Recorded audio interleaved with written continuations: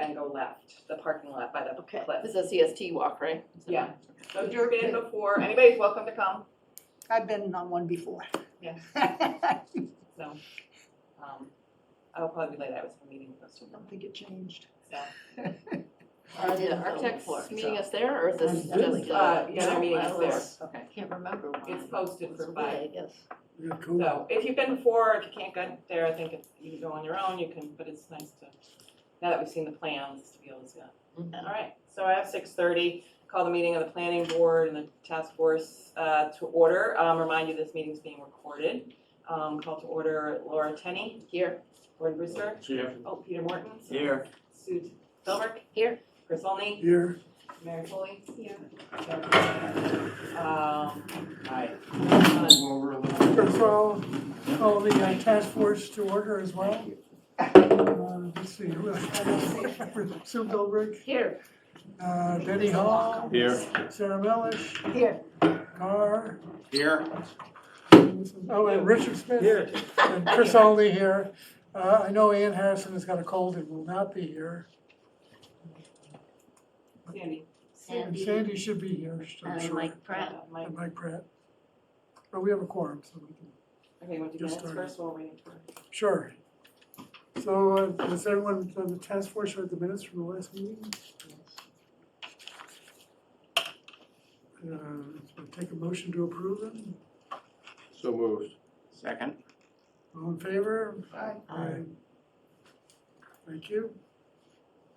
All right, well, we can start. You want to do planning board minutes too, or?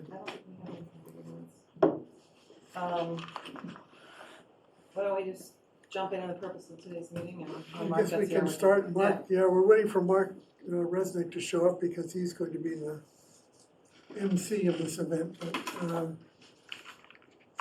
I guess we can sort of talk about what we're gonna be doing tonight, which is, we've all gotten copies of the draft zoning language.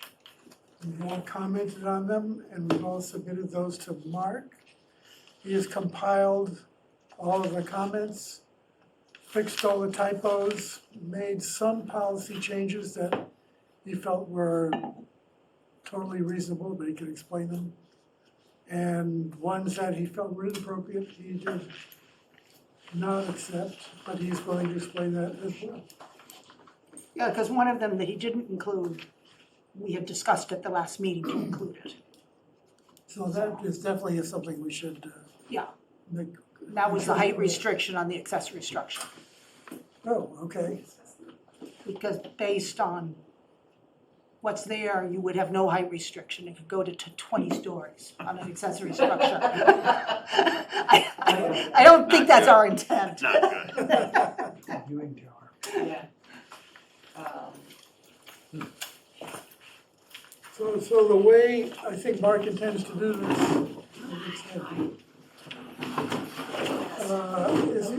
is he'd like to focus on the general policy questions first.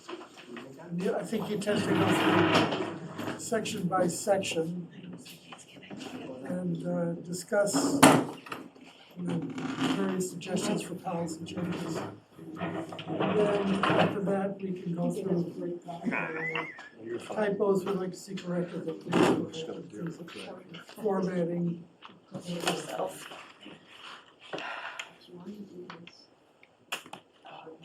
Oh. Sure. So let's go on to taking the things out of the agenda. Acknowledge receipt of correspondence. There were a couple of emails from Lorraine Giovanni. I'm not aware of any others.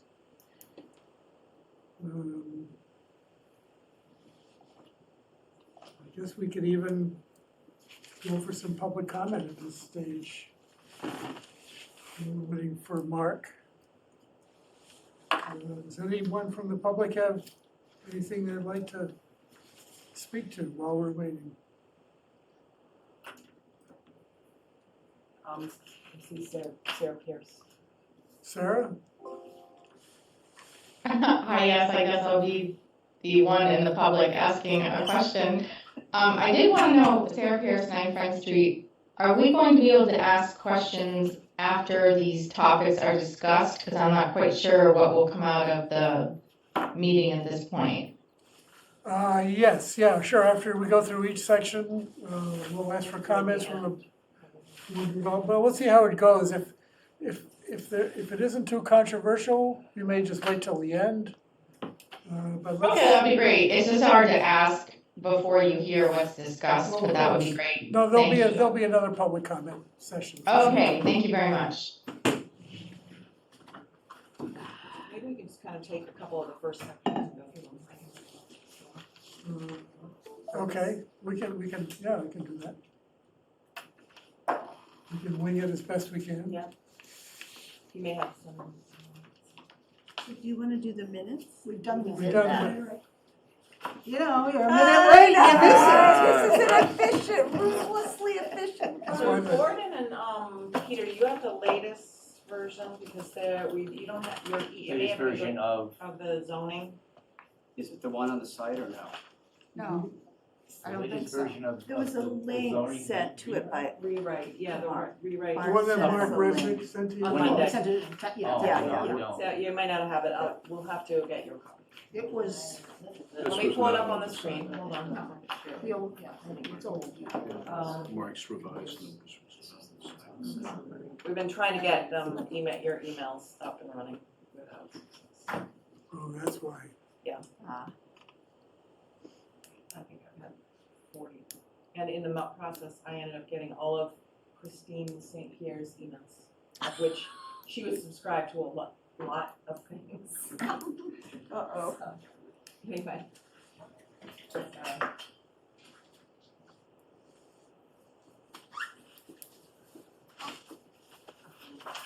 Oh, it's Monday. Sorry, looking for it. It's not up on the, I'm just trying to find it in my Mark sent vast it. number of emails, yeah, um, on Monday. Yeah. Yep. Yep. and then Emily sent a response saying she was sending a memorandum, but I haven't seen that. No, I haven't seen that either. It was coming that afternoon. Okay, here we go. That work, how'd that work out for you? I'm glad that nobody else saw it either, No, because no, sometimes I you're miss not, them. you're not alone on this one, nothing came through. At least not, certainly not that I saw. And Gail's very good about sending that stuff out. If she gets it. Well, So, there you go. End of the meeting for all. Precondition. But I figured Emily would send it to everyone, because she gets screens. She does. Yeah, She might have, she responded.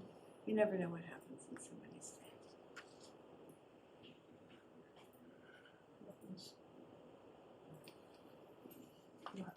Ah, there he is. There he is, Justin, big Hi. time.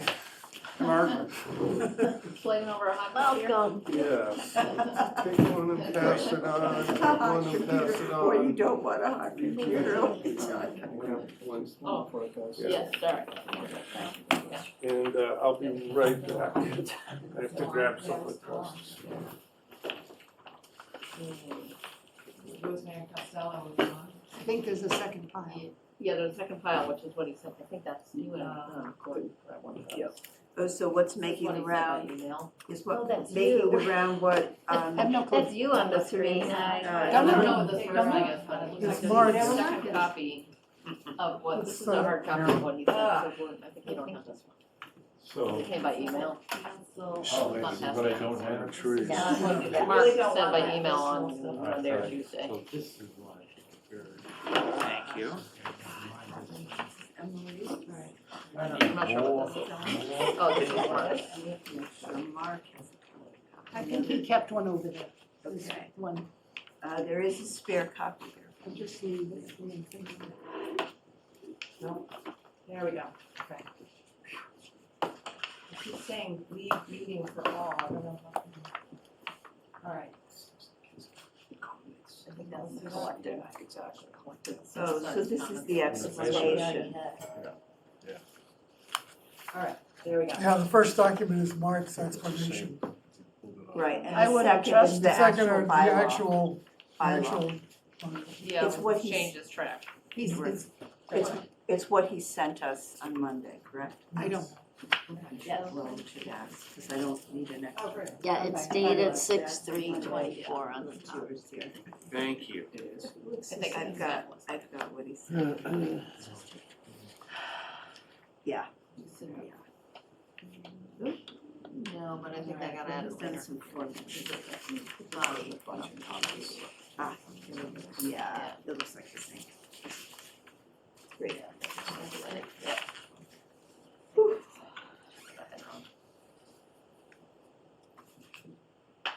These comments are very. Yep.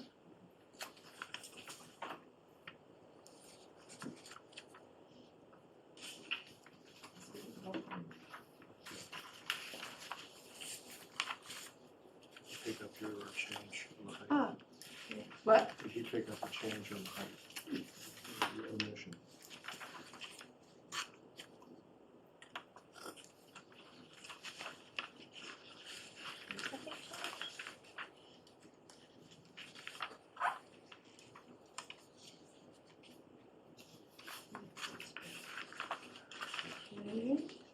For those of you who are tuning in, we're just sort of looking at waiting for Mark to come back and having reviewing a quick memo that he's just provided us. I'm sure we'll be going through it, but. Yeah, can't raise the issuance 25%. Yeah. We don't want to.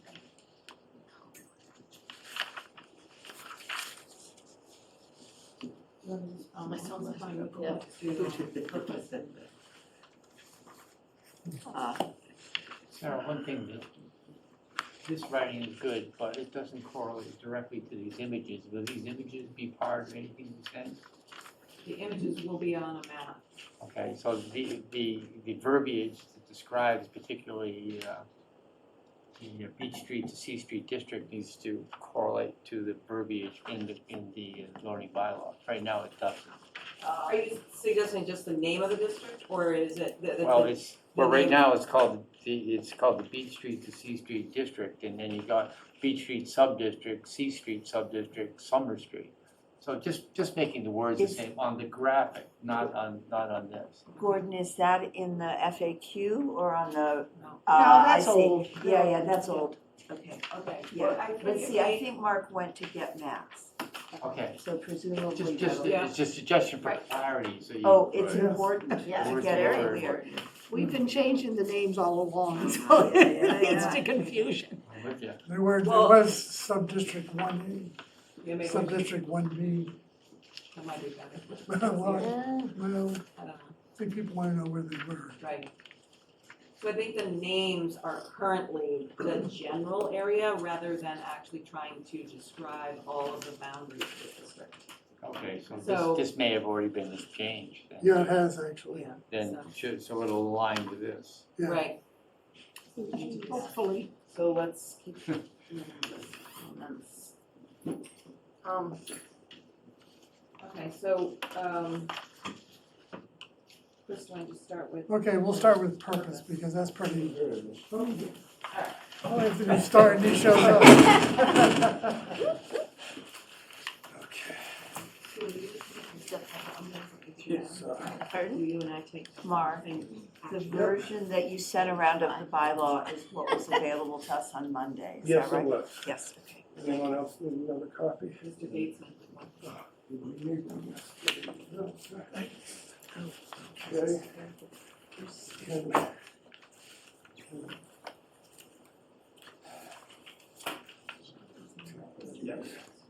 That's not really for tonight's discussion, but Actually, Peter, he's one of these little skinny guys Just that's a start list. freezing to death.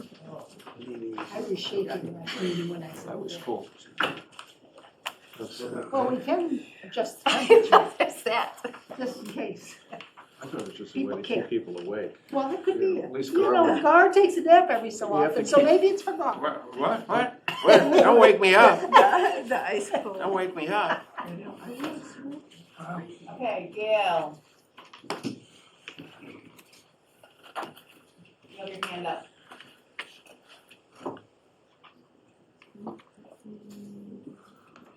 I need to lower that, sorry. Okay. All right, just a test, right?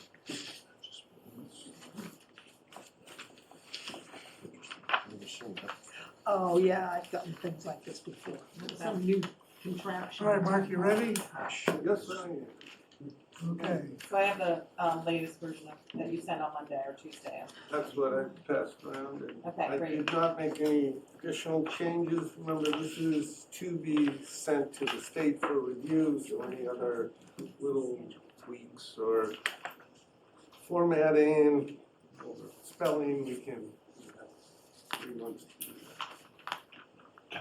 3 months. Yeah. Well, Well, town meeting, this is not what, we can make typos and small changes. Mhm. The purpose of this is to, just to get something ready to go to HLC, to see if it complies with the state's requirements. yes, that's Okay. correct. All right, so you wanna walk us through, I guess, your memo that says what you, Okay. Now, I explained we're gonna be talking about policy issues first and then typos that people didn't think were. Right, so I did not go through and write down responses to little edits that people may have suggested. that's fine. They're either in there and you sent your comments, so you know whether they got changed or not. I didn't change everybody's comments. I kind of focused on the bigger issues that could be language issues that might affect the validity of something or how it gets interpreted or what it means. So that's kind of what I focused on in reviewing this. And then, so based on a couple couple related to the purpose, I changed the end of the sentence so that it reads, so that the purpose of the Community Housing Overlay District is to allow multifamily housing as of right in accordance with Section 3A of the Mass General Laws, and preserve the character of the town, minimize the impact to the community, and add options for multifamily dwellings.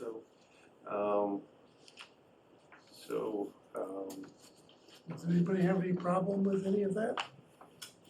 Are these edits likely, or who knows, but is the state inclined to interpret some of our editorial, words in an adverse fashion I don't think to so. say we're trying to skirt the law or in any way? I mean, I want to make sure that we got the best chance of getting an okay on this. I don't believe so. So if you say we're trying to minimize the impact to the community, I think that's like an obvious statement that might be in a bunch of other ones. Okay, thank you. That's, I think it's exactly. pretty clear that towns and cities are doing what we're doing, Okay. overlaying existing dense areas, so. Thank you. You'll just pass another law. And then we'll all get Hopefully not together for a again. while. Hopefully not. Okay. Okay, so we're done with 9.4.1. 9.4.2, I wrote, in this section, there were a couple of comments, which questions if special permits can still be allowed in the CHOD. So special permits can be allowed as long as they don't relate to the multifamily use, but are allowed for accessory uses, which is what we're referring to, such as like health facilities or parking structures, or other types of commercial uses or home occupations. So that doesn't mean that you can't build the housing. It just means these other uses, which the state doesn't really care about, you can regulate differently. Great. The definitions, so there was Can I ask a question? So in the sample state bylaw, they recommend, recommend is the word, to define the purpose of sub-districts, like why we're having certain sub-districts. Do you feel like that's not important? Again, Emily helped draft this as well, and so since she is The expert. much more attuned to how the state reviewers are going to be looking at this. That if she didn't include it, I don't think we need to say this sub-district, the purpose is, because, there's already some high-density housing and continuing that development patterns in keeping with the character. So I don't Do think, we need to define the purpose of the districts in that case too? I don't think, I mean, you never really see it in any other zoning unless you're creating like some sort of special district. Well, that's purpose why- of Less is water better. resource well, we have a purpose district for the entire bylaw. And the entire bylaw relates to multifamily housing. So having other purposes for each of the little sub-districts, I mean, you can just basically say the same thing. It's kind of redundant. So. It allows you to do it, so. So that's why I thought it was interesting that they specifically said that. But, and then just to clarify for map, this is, references CHOD boundary map. Are we updating our zoning map So, as we do for overlay districts? so we will adopt the maps that I passed out. They'll be cleaned up a little bit, but there'll be an official submittal of these maps. And these maps will define the district. They won't be overlaid in the GIS system. There'll probably be a separate layer that'll be added, but on that map, you just can't stick it'll be too busy. So there'll be, many zoning bylaws have little pullouts, like you see if you look at the state of Massachusetts down on this section on the side of Boston and Worcester, showing a little more detail. So we'll have the same thing. I suspect Mary's question is there's this process that we have to follow when we adopt a new map. Well, there is, and So we have to make sure. But that's we part know of this better. bylaw. That's- Right. Just adopting these new maps. Yes, those maps are part of the bylaw. Right. That's correct. I just have, and the question is prompted only because other towns do have the overlay in their GIS and they've adopted it as an overlay, so I'm just curious why we wouldn't, but that's fine. It is an overlay. I mean, that's how And it is being. Greg told me that the assessor system can take an overlay district, Yes, so it will have to be coded in if it's passed. okay, so we are doing it, okay. I have a question. ZBA is gonna require it, I'll clue ya. Richard, yes. I have a question which just may be my limitation, but I've always been concerned about making it perfectly clear that what you can do in the CHOD is applicable only to 3 families or more, and you cannot in any way use any of the terms of the overlay for anything other than a multifamily. And I know it says in 9.4.1 that the purpose is for, but where is it explicit in here that a person who wants to make a change to a building that is not a 3-family cannot do anything other than the underlying regulations and not the charter? Emily was supposed to be confirming that in the overlay district, somebody could not apply for a special permit or variance. That's not really what I'm asking. Well, that's why you would do something different, you'd need a special permit or a variance. Yes, but my question is a little different, I think. The Your question is, where in this language does it explicitly state that a 3-family, or excuse me, other than 3 families, only the underlying zoning? So if you had a house in the underlying zoning that you wanted to make a 2-family, but you would be doing that under the rules of the underlying zoning district that would allow a 2-family. So it seems to me that number 2, underlying zoning district, is an attempt to do that. Yeah. And the question is, does it do it? Richard, I thought it's not super clear there either, that's how they have it in the sample zoning. I don't think it's super clear, but I think it's kind of clear. Yeah, it does say uses that are not identified in section 9.4. Are governed by the requirements So of what the does that mean underlying. exactly? This is section 9.4. Yes, but it says that things that are not identified in 9.4, i.e. not multifamily, are governed by the requirements of the underlying zoning district. So permitted So it's uses, which would be pretty- 9.4.4 probably, So it's pretty clear. Okay. so maybe that's. I think Sarah's right, it should be 9.4.4. I'm marking up, I'm marking one up with comments. Come on. So, so the next one, definitions, so in definitions, I did make some edits to the definitions, there were some additional comments about those. But the ones that were clearly already in the definitions, the same way, or things that, a couple that weren't applicable, not really necessary, I did remove.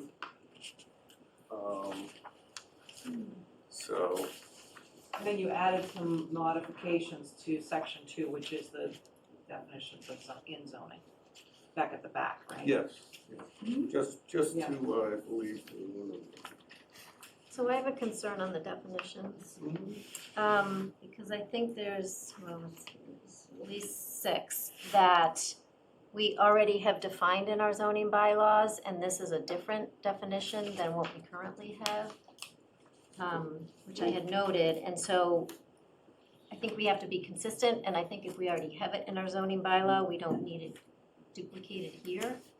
And then with affordable unit, that's not taking the full definition from 3A. I think it's missing a sentence or two, so I wasn't clear why we didn't do that. I left the affordable unit alone because that's how it was submitted by Emily, so, Looks fine to me. and I didn't have any sort of issue with it. And then what's the other one, you said 6, I crossed off. So, I crossed off. so affordable housing is already defined in our zoning bylaw. Multifamily housing is defined in our bylaw and differently. Multifamily zoning district is already defined and differently. Mhm. Residential dwelling unit, we already defined, but differently. Well, maybe These are what, the definitions of this section, right?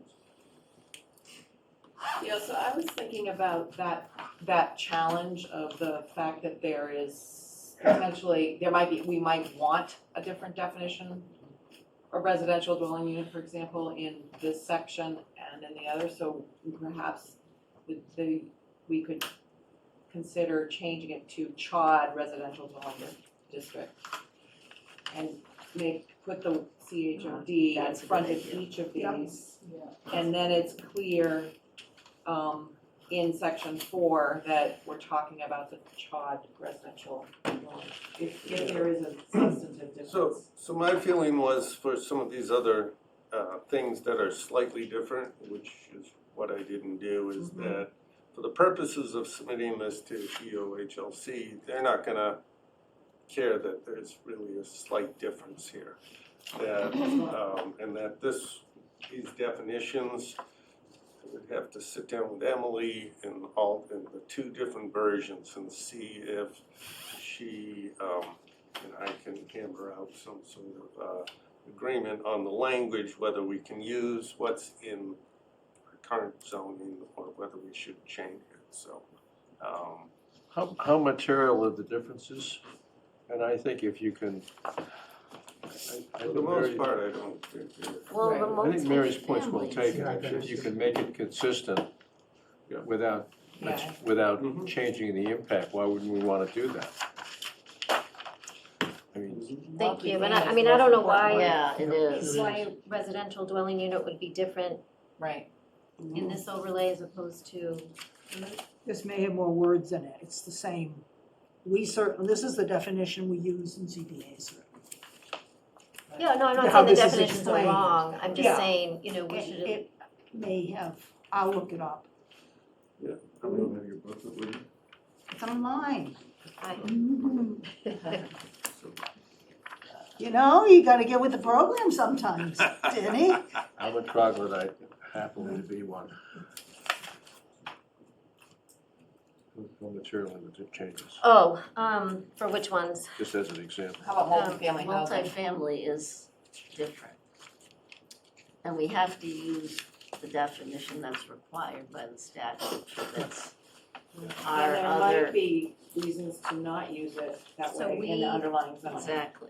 So we, in our current zoning, make it clear, which it is the state definition, that multifamily is connected to the other units with fire separation assemblies such as walls or floors. So we had to make it clear that you share a firewall for it to be multifamily, and that's not included in this proposed bylaw. I don't, Is that important? no, I don't think it's important. I think that's overkill myself. Honestly, I had a reaction to the definitions and in general to the whole set of bylaws, which was, it was fairly readable and clear. And part of what we're trying to do is help people understand Right. things that have been too complicated Our previously. existing zoning leaves a lot to be desired. Yeah. Right. So can you basically craft, say, for the purposes of, It Well, does say that's what it that. says right at the top. It says for Says- purposes of this section. 9.4. yeah, okay. But I So- do like Sarah Creighton's idea of putting the Chod, Chod, multifamily chod. because there's just no harm in being clearer than you need to be. That it's a different definition. Yeah. Exactly. I think it's redundant personally. I think the purposes of section 9.4 says it, and the more we glom it up with extra words, the more Confusing it gets. confused between, well, am I supposed to compare this to something else? I think this article is cleaner. So the other alternative is to move these definitions into section 2. I don't I think we think they're need just to right do right that. here, they make Yeah. it simple and legible to read. Unless, Yeah, it It unless says you. at the top, it's the yeah. purpose of 9.4. You try to change the base zoning and you're never gonna get No. anything approved. Yeah, I addressed the ones that were obviously unnecessary or were already virtually the exact same language. So, these other ones, I tried to, again, simplify this, but still keep this here, so. Okay. So, under In case you permitted, need to share these up bylaws, they're right here. Always generous with your rules. Did someone say we wanted to move underlying zoning and districts to the definition section? Or no, no? not these, not Okay. these. Right, that's fine. So under permitted uses as of right, there were a couple of little editing things, but basically there was a comment about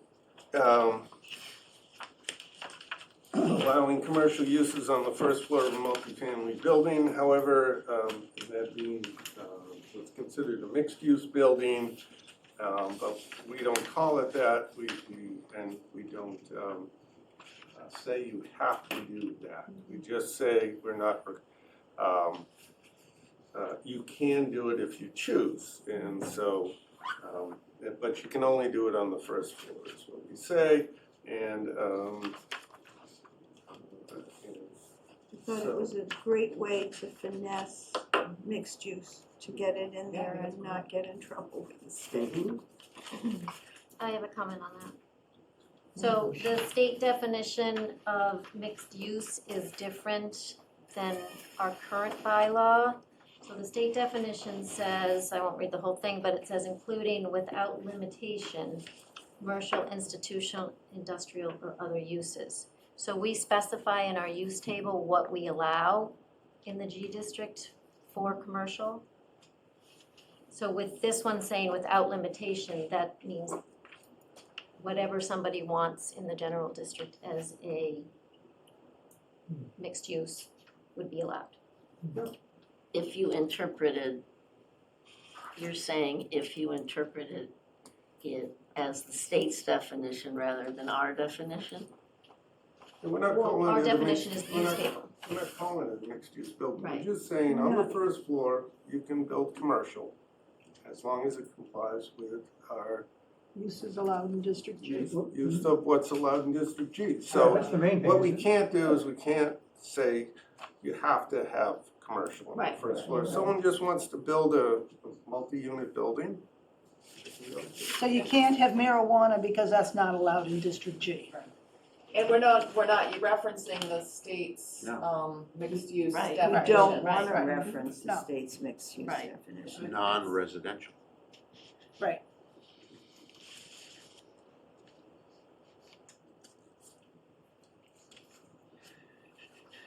Any other comments on this?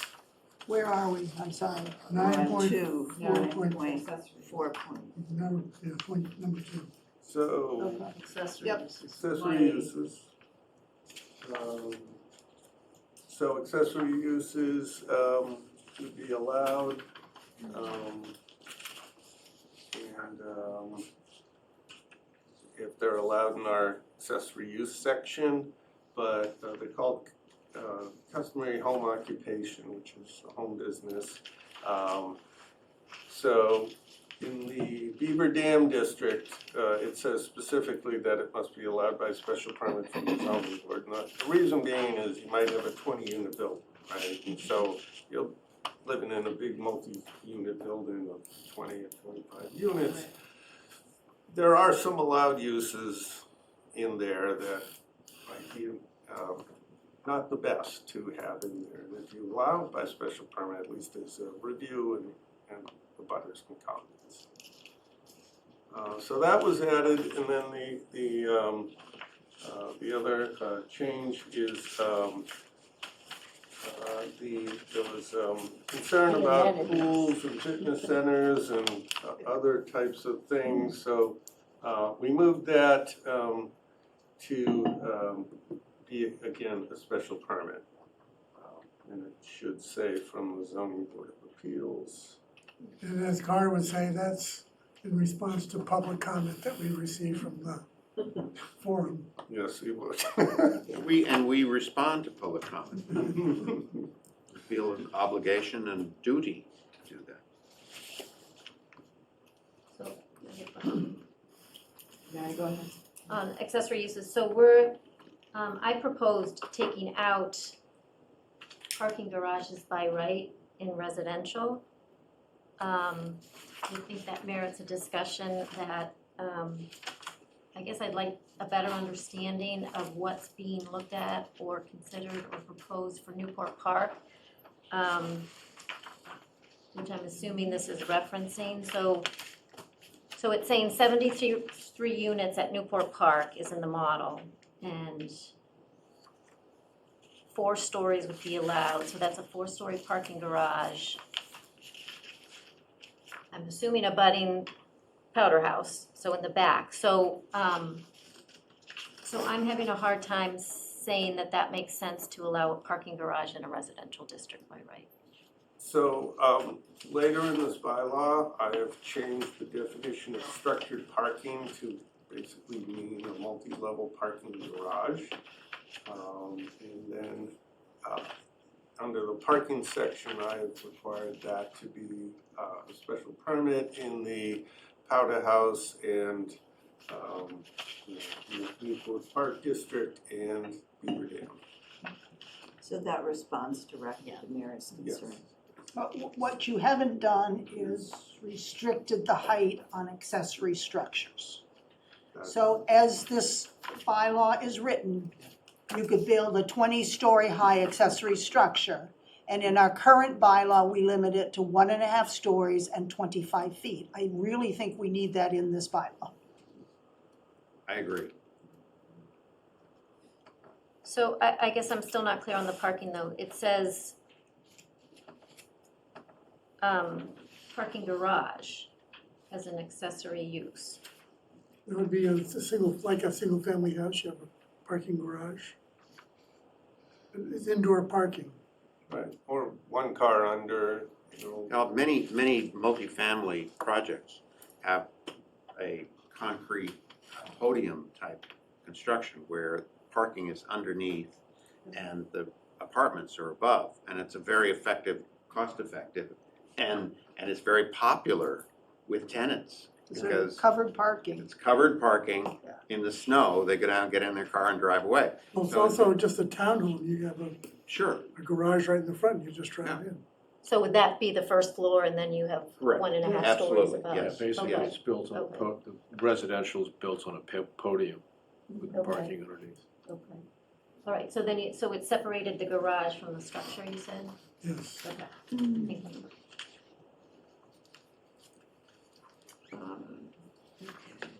But to Sarah's point, she's looking for some Yeah. dimension. So I'm trying to- accessory, I think accessory Structures. structures height should go in the section that starts on line 121, because we talk about setbacks and so forth.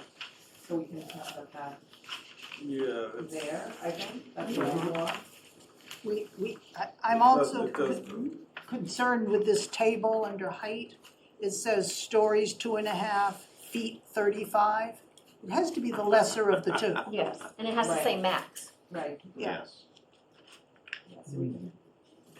Are we skipping to there now? Well, Well, wait, let's I'm keep sorry.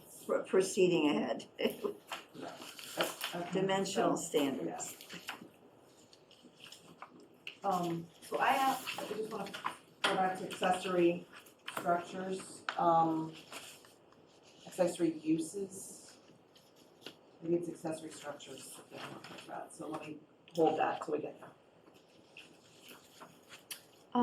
Are we still on the table? Where are we? Well, Here. so I'm still, okay, so accessory uses and accessory structures are different. Yep. Okay, so an accessory use is I wanna have my law office in my house. Right. And an accessory structure It's is a I separate want, building. is a garden shed. Is a separate building, Okay. separate structure. Okay, so I wanna talk about accessory structures Mhm. when we get there. Are we done with accessory uses? Well, accessory structures is under accessory uses. Well, structures is under the table of the Right. dimensional Before it table. says accessory use. But it It's does like what happens in the building. indeed. No, I know, but it's uses and then structures. No, it's in the table under number 4. It's underneath in the table. No, I'm just No, saying but, here it says she's got a accessory point. uses and then we It's do D. accessory structures. 2D, Right, line 89, right, it says 89. that accessory structures on the same lot and customarily incidental to residential use, and that's in our current bylaw. So how is accessory structure? And that should be moved to number 4 under the table, I think. Yes, that's right. Definition of accessory structure, because we don't define it here. It's in the zoning. It's bylaw. defined, A garden shed or a garage or a. It's Second It's house. a second- Have a kitchen. It's very specific and very limited. No, it's not. It's That's not. where it's, what I'm It's, trying to get at. it doesn't allow a residence in it. How about an office? yes. Yes. So It can have everything except a cooking pot. and that's a problem.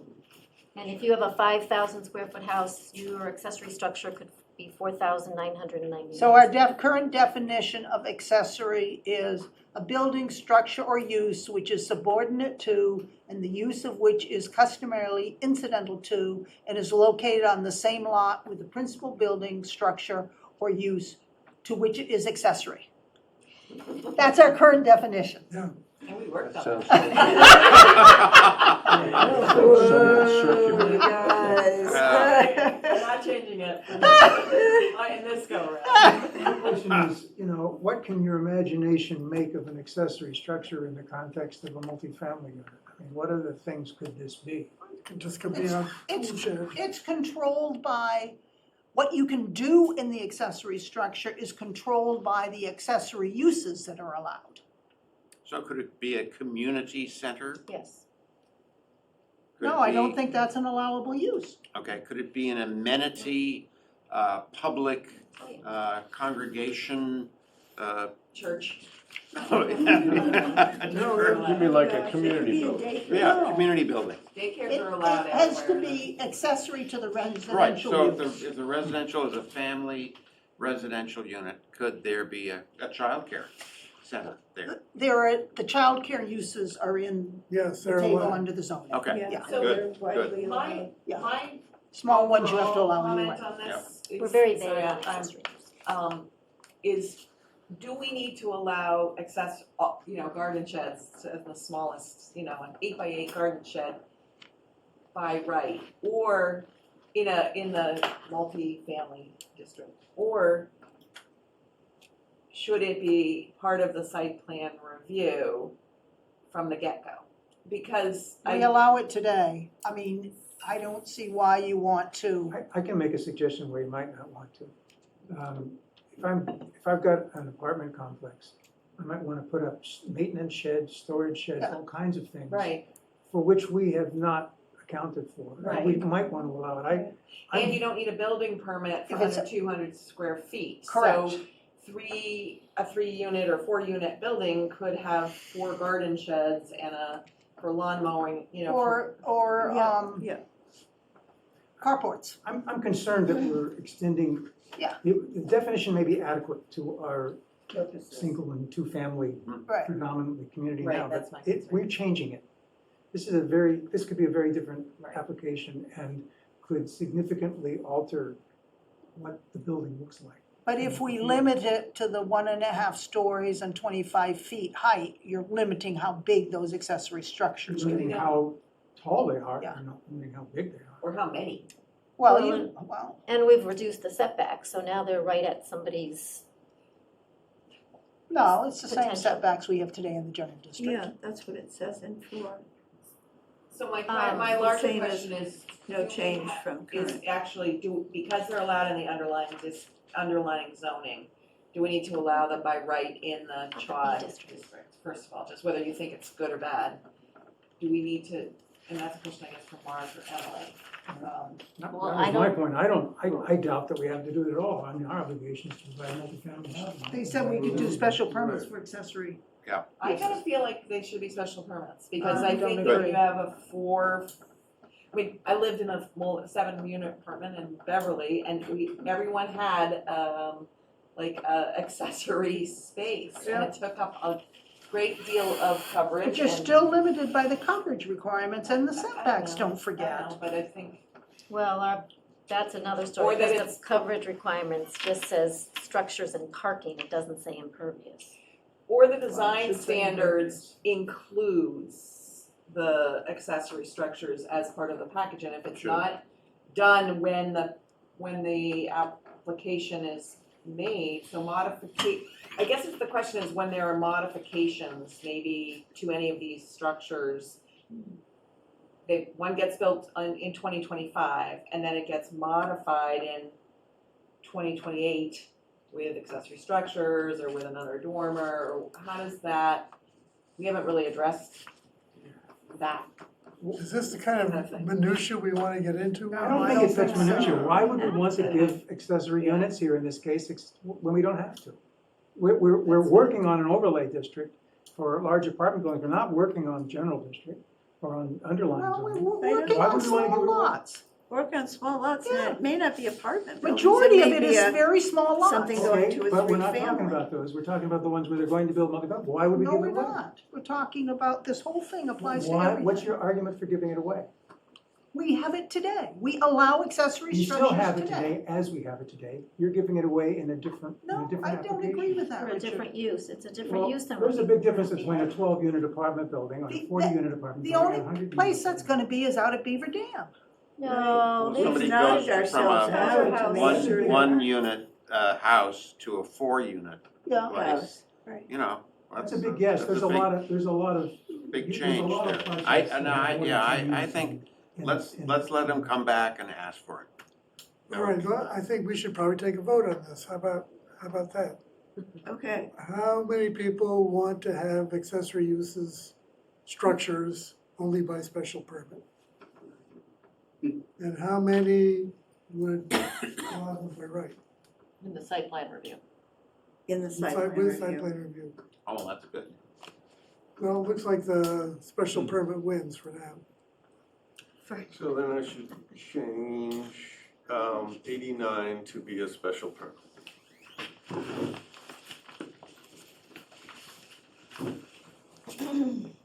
You need to move 89 over to number 4 on the next, on the.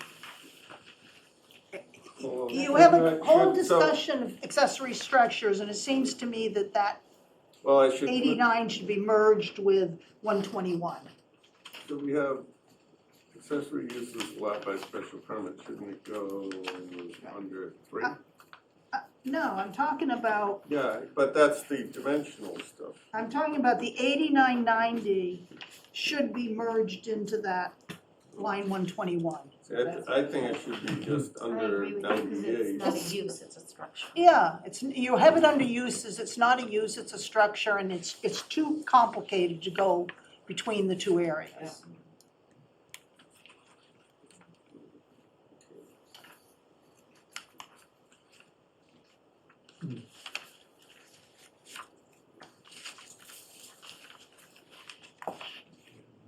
I'm sorry, Sarah, I don't understand what it is you're I asking think to that's be an done. administrative. So on line 89, there's, Dimensional standards. no, on line Accessory structure. 89, Oh, mine. it says accessory structures on the same lot and customary incident to residential use such as storage shed, gazebo, and similar, and that's under accessory use. Well, a structure is not an accessory use. So that explanation should be merged into the 121, which talks about accessory structures. I've made note of that. Yeah, I don't have, my copy doesn't have that.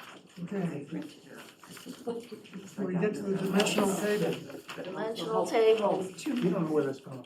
It also helps us get it passed. We're also trying to get this passed. Right. Right, And so we've just taken away one more issue that could be an objection. okay, on the table, I believe everyone talked about maximum height, maximum lot coverage, minimum setbacks. I guess that should be clear. So it should say height maximum, lot coverage maximum, Yeah. Setbacks minimum. setbacks minimum. And the lesser of for height, as you pointed out. Someone pointed out. May I ask a question of Mark and one particular word on here, on the second line down, Mark, it says additional lot area per dwelling structure. What is Yeah, the that needs to be additional clarified. applied to? So in the model, you have to set a number for a base number. So if you set it at 2,000 square feet, and then units 2 and 3 each have to have 2,000 square feet, you need 6,000 square feet. If you set it at a base of 5,000 square feet, and then the traditional unit has 2,000 square feet, then you need 9,000 square feet in order to do a 3-unit building. So what So, I'm, and that's because that's how the model works. They want you to set a base number, so some communities will set a certain minimum size as that. so am I just reading this in, when the word additional sounds like I'm adding, I got 6,000 square feet for a minimum lot. This is pure interpretation. Then I see the next line says additional lot area per dwelling unit. I think there's a good point there, because in the model, there is actually a base unit. There's two different Yes. parameters. One is Right. base and one's additional. I never liked the fact that we made the base only 2, but that's neither here nor there. Right. However, I agree that it's confusing to someone who does not see the language of the base unit to see something labeled as additional unit. I don't know what that would mean. I In our look at case, it this does as, the same. if I was a developer, if I was gonna be doing this, actually doing something here, this tells me I got 6,000 square feet of lot area, and if I added on one unit for an additional, I'd have to add another 2,000 foot to my lot area, meaning 8,000 square feet, that's or right. 10,000. So is the word, is elimination of the word additional, would that be appropriate? Or do you need another line for lot area for first unit? Yeah, so maybe we need, Which is the where base. it says minimum lot area, that would be for, Well, you could for a 3-family. No, well, could you just add the word, Gordon, would it clarify it? If it said additional lot area per additional dwelling unit? No. no. So- It just confounds, I see the word minimum. If I was approaching this from coming into town, looking to perhaps buying a house, this is a good size, okay, 6,000 square feet, great, I meet that. And now if I'm gonna put another living unit within that building, that means that the lot size just increased to 8,000 square feet. So maybe.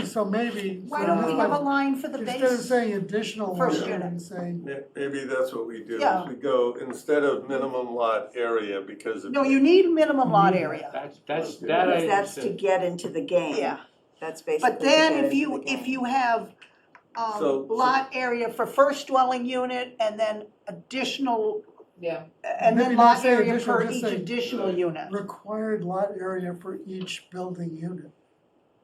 But I think they're different for the base and The for base the is- additional. The base is different the of- 3 to 4, In a right? couple places, Yeah, it's a little not the different. same. Well, So, we happened to choose a base number that was the same as the additional unit. Not on every district. Not everywhere. Mark's changed it, so it's not the same across all It's districts. slightly So different. I think we need that. So we need the line that corresponds to the model. Yes, Yeah. exactly.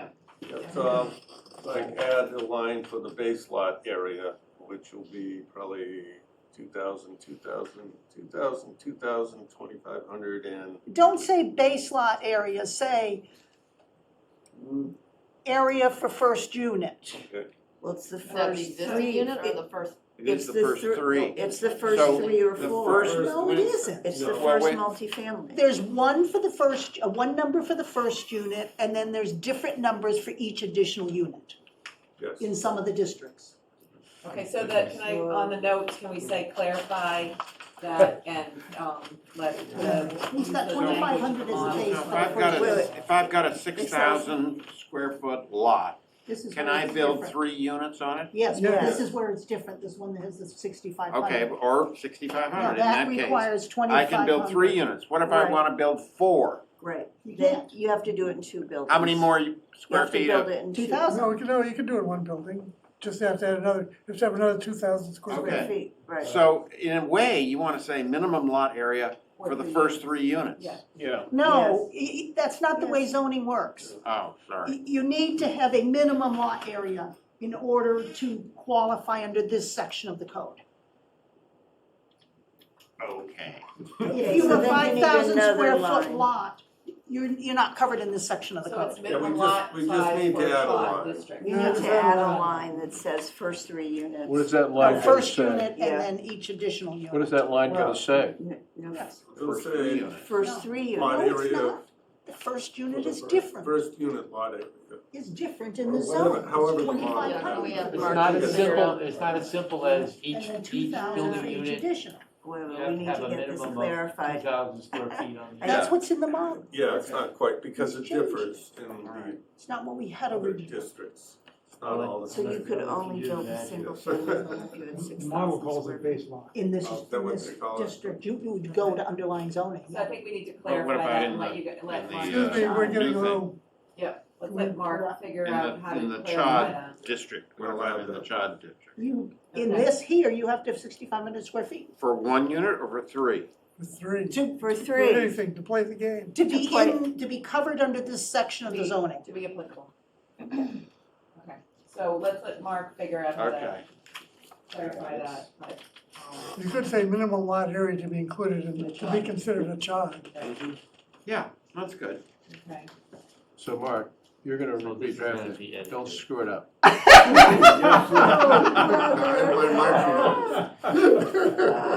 Fix it, fix it. That's the kind of executive.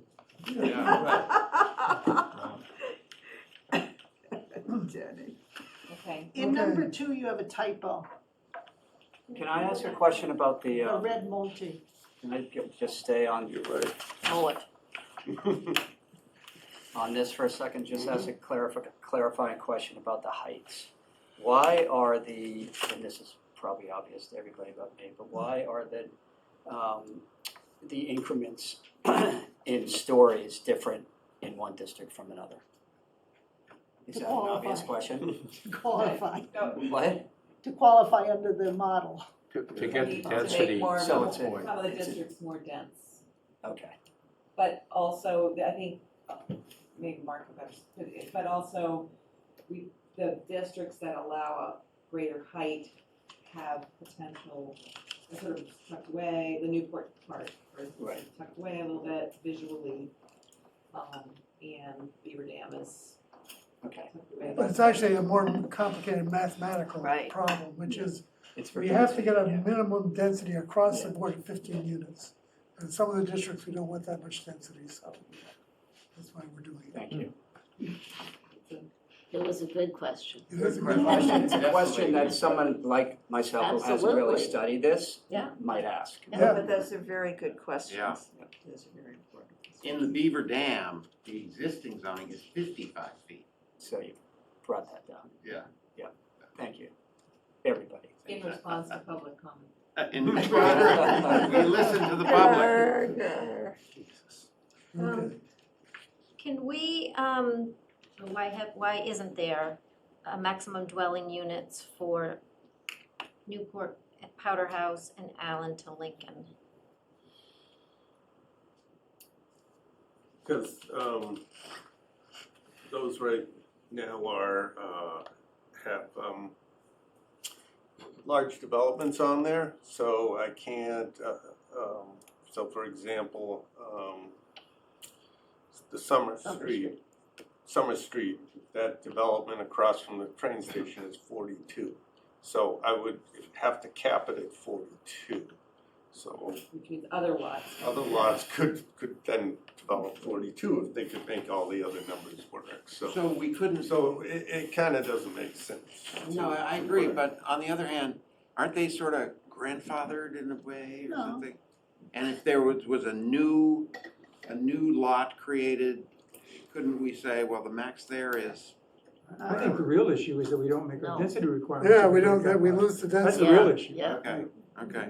I mean, we've And I cranked think up those the densities feeling pretty high. is that those areas are not likely, you know, to be Right. redeveloped. Well, And you there still are- have the limit based on the size of the lots. That's right, which is a limit that's built into Yeah. it. But So- leaving those squares blank, are they gonna say, oh, you made a mistake? No. You should have filled those, no? Okay. So, and then I have two other comments. I would like to see an open space requirement. I know we have it in the model, but then it's taken out.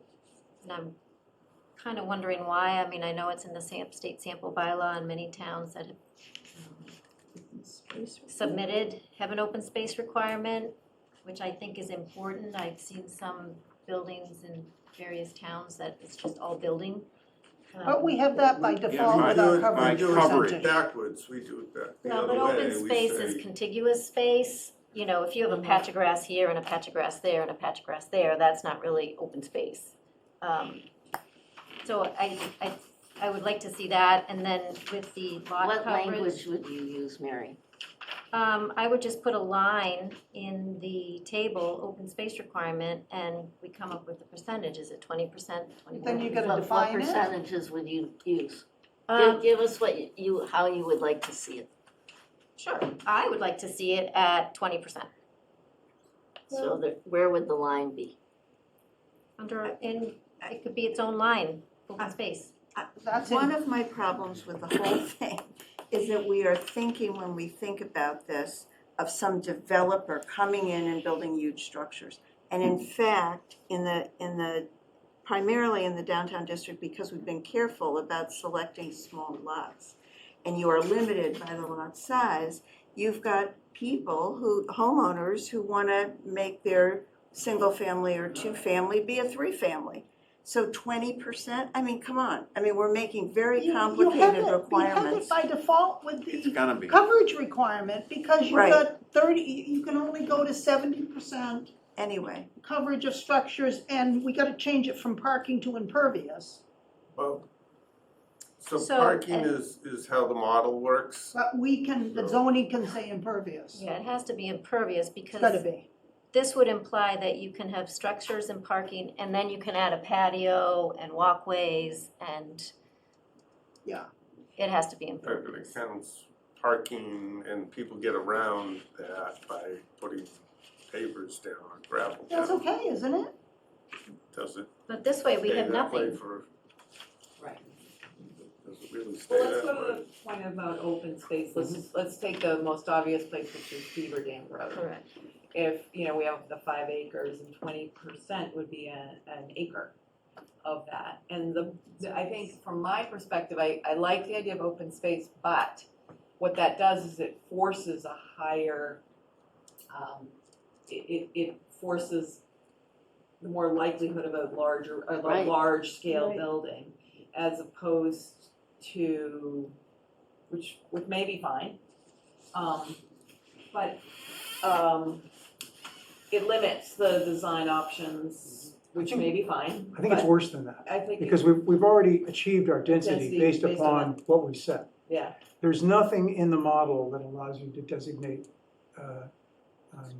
open space. So right off the bat, we would have put something in our application to EOHLC that goes outside their model. And so they're gonna have to look at that especially. But the problem is that no matter what you do, if you increase the open space over the 30% that we have now, you're decreasing the number of units, you're changing the density, and we are back to the numbers game.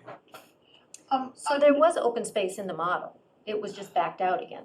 So for each lot, there was an open space percentage, and then it was added back in. Well, so the model has lots of things that you can use and lots of parameters because, like FARs, because some communities use FARs. We don't use FARs, so we didn't use that as a way of setting density. We don't use contiguous open space as a requirement for development, so we didn't use that. We were trying to make as few changes as we could to existing Right. zoning. Yes. So, I mean, that, So, I'm just. and then remember, this also goes through site plan review. So during the review, you'll have the opportunity to look at things like that. And again, what we're dealing mostly with small lot developments, so they're gonna have a front yard, might have a driveway, they probably wanna have a backyard. It may not be quote contiguous, but they will, have green space and so you may not even be able to have 20%, it might be 15 and 15 is how you get to 30%. And we do have public open spaces specified in the design standards. So at line 455 through 463, there's basically public open spaces, and that's, I don't think that means anything. that's in the Beaver Dam. That's probably gonna yes, be- right, which yeah, is the primarily beginning. where you're thinking of it, as opposed to some homeowner, who wants to make a 3-family. So it's fine, I'm not gonna get consensus here, I think a lot of residents will look for that, so I wanted to raise that. And then, so I would like to very much make sure that this says structures and impervious surface. Yes, not we've got to have that in there. We're seeing violations of that all over town. Okay, let's put it in. Even if it has to be a separate line, with the same percentages, if you feel you've gotta have the I don't know, structures, I'd have to check with. Yeah, but a separate line, I mean, you've got to have the Right. maximum structures, and because otherwise the whole lot can be paved over. I missed that parameter, you're right, Larry. I wonder what would happen if we put in, it'd be interesting to know what would happen if we put a number in there. Might not change the density. It's a little late. Why? Well, I think there are a number of problems. One of the problems is what is contiguous. You have a setback all the way around the building, so the open space is by definition gonna be contiguous Hmm. anyway. Unless you're gonna say it has to be, certain dimensions, which then gets to be impossible. I don't exactly know what open space is, does it include parking? No. No. Because 30% includes parking. But we've limited our footprint to 70%, but then we got parking. No, our structures are limited to 40%. Our structures and parking are 70%, and I'm saying, or 60% depending on the location, and I'm saying you need structures and impervious surface total of that same amount as you have for structures and parking. Like we currently. Yeah, that's, Like, that's our current code, and that's a very sensitive area. We had 2 applications for ZBA last month that we sent them back over coverage violations. And said, you gotta redo your plans. And so besides parking, what's happening, walkways and. decks? Concrete walkways, patios, and what we do is we make them use pervious surface rather than impervious, because we have such a flooding issue, that you need the impervious surface to drain it through. Pervious, sorry. So we often make them change out driveways to pavers instead of asphalt. Yep, I think we should have one. Do Okay. I include think there's agreement on that. Yeah, okay. areas as well in the collection. Oh, they have that in, Because one of the water issues. resources districts have drainage requirements. And then to clarify on, just to go to the accessory structure, is there anybody objecting to adding a height limit, the same as the underlying zoning, which is 1.5 stories? 25 Good. feet. That's fine. Okay, great, and then special permit.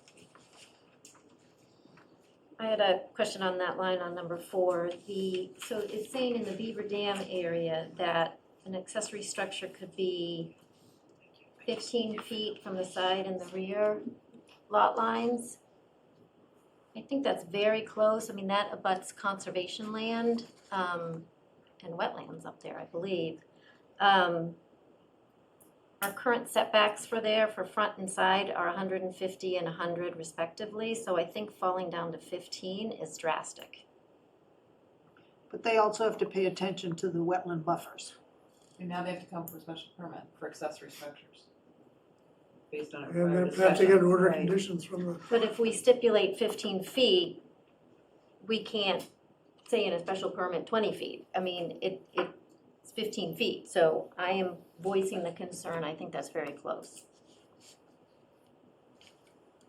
What would you suggest? 40 feet. Well, District A, I mean, it would be a bit Is- stab in the dark, but I think we currently have the 150 and the 100 Well, because the- that makes sense for commercial, so if it's housing, I mean, I don't know, I just know 15 is very close. We have 50 and 50 and 50 for the multifamily homes. Right, So but this is saying that the Accessory, accessory units, structures can be closer to a, I don't know. Yeah, so typically in a larger multifamily development, they will have rows of garages kind of behind the buildings so that some of the units, people who want to have a garage can rent one as well. So typically, the buildings have to be toward the middle of the site, but they have the garages around the perimeter of the site, so. It's Our- not too, our it's not too existing- tough on the project to have a bigger setback for those garages. It is, In because fact, we limit Yeah. what we can do with the site development to be responsive to the site conditions. I mean, these setbacks start to get kind of arbitrary. Well, if Lumping everything into one site. if they've done the bulldozing and the blasting to put the apartment building in the middle of the site, it's actually more expensive to put the carports. You're assuming that you're blasting and bulldozing. And Well, it depends on this the is site, but I just think Manchester. we're limiting our flexibility Yeah.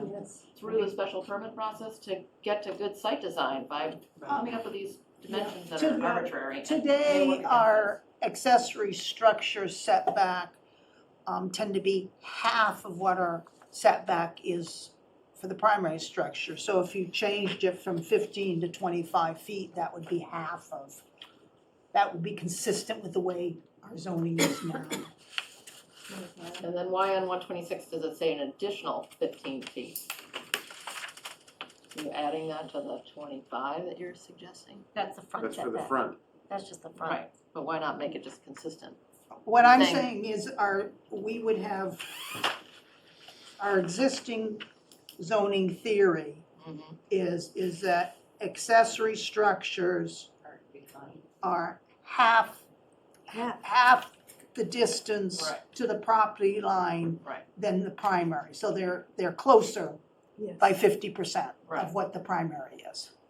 So if that is So if the you've rule, got 50 for the primary, maybe if you had 25 feet for the accessory, that's the 50%. so the setback is meant in a residential district to protect the neighbors, I believe. In this case, the neighbors are Commercial uses. Right. Rural. beavers. Conservation, yes, well, I mean, they do have to get order of conditions from the Conservation Commission. Right. It's not like they're gonna, So the wetlands are gonna be protected one way or the other. And I can tell you that when they built got a ZBA special permit, whatever we had to give them for their new building, COMCOM made them remove parking along the COMCOM side. Hmm. Because it was encroaching too far, so they made them pull it all back. This is So for the storage this is facilities. Beaver Dam, yeah. So COMCOM is paying attention to that.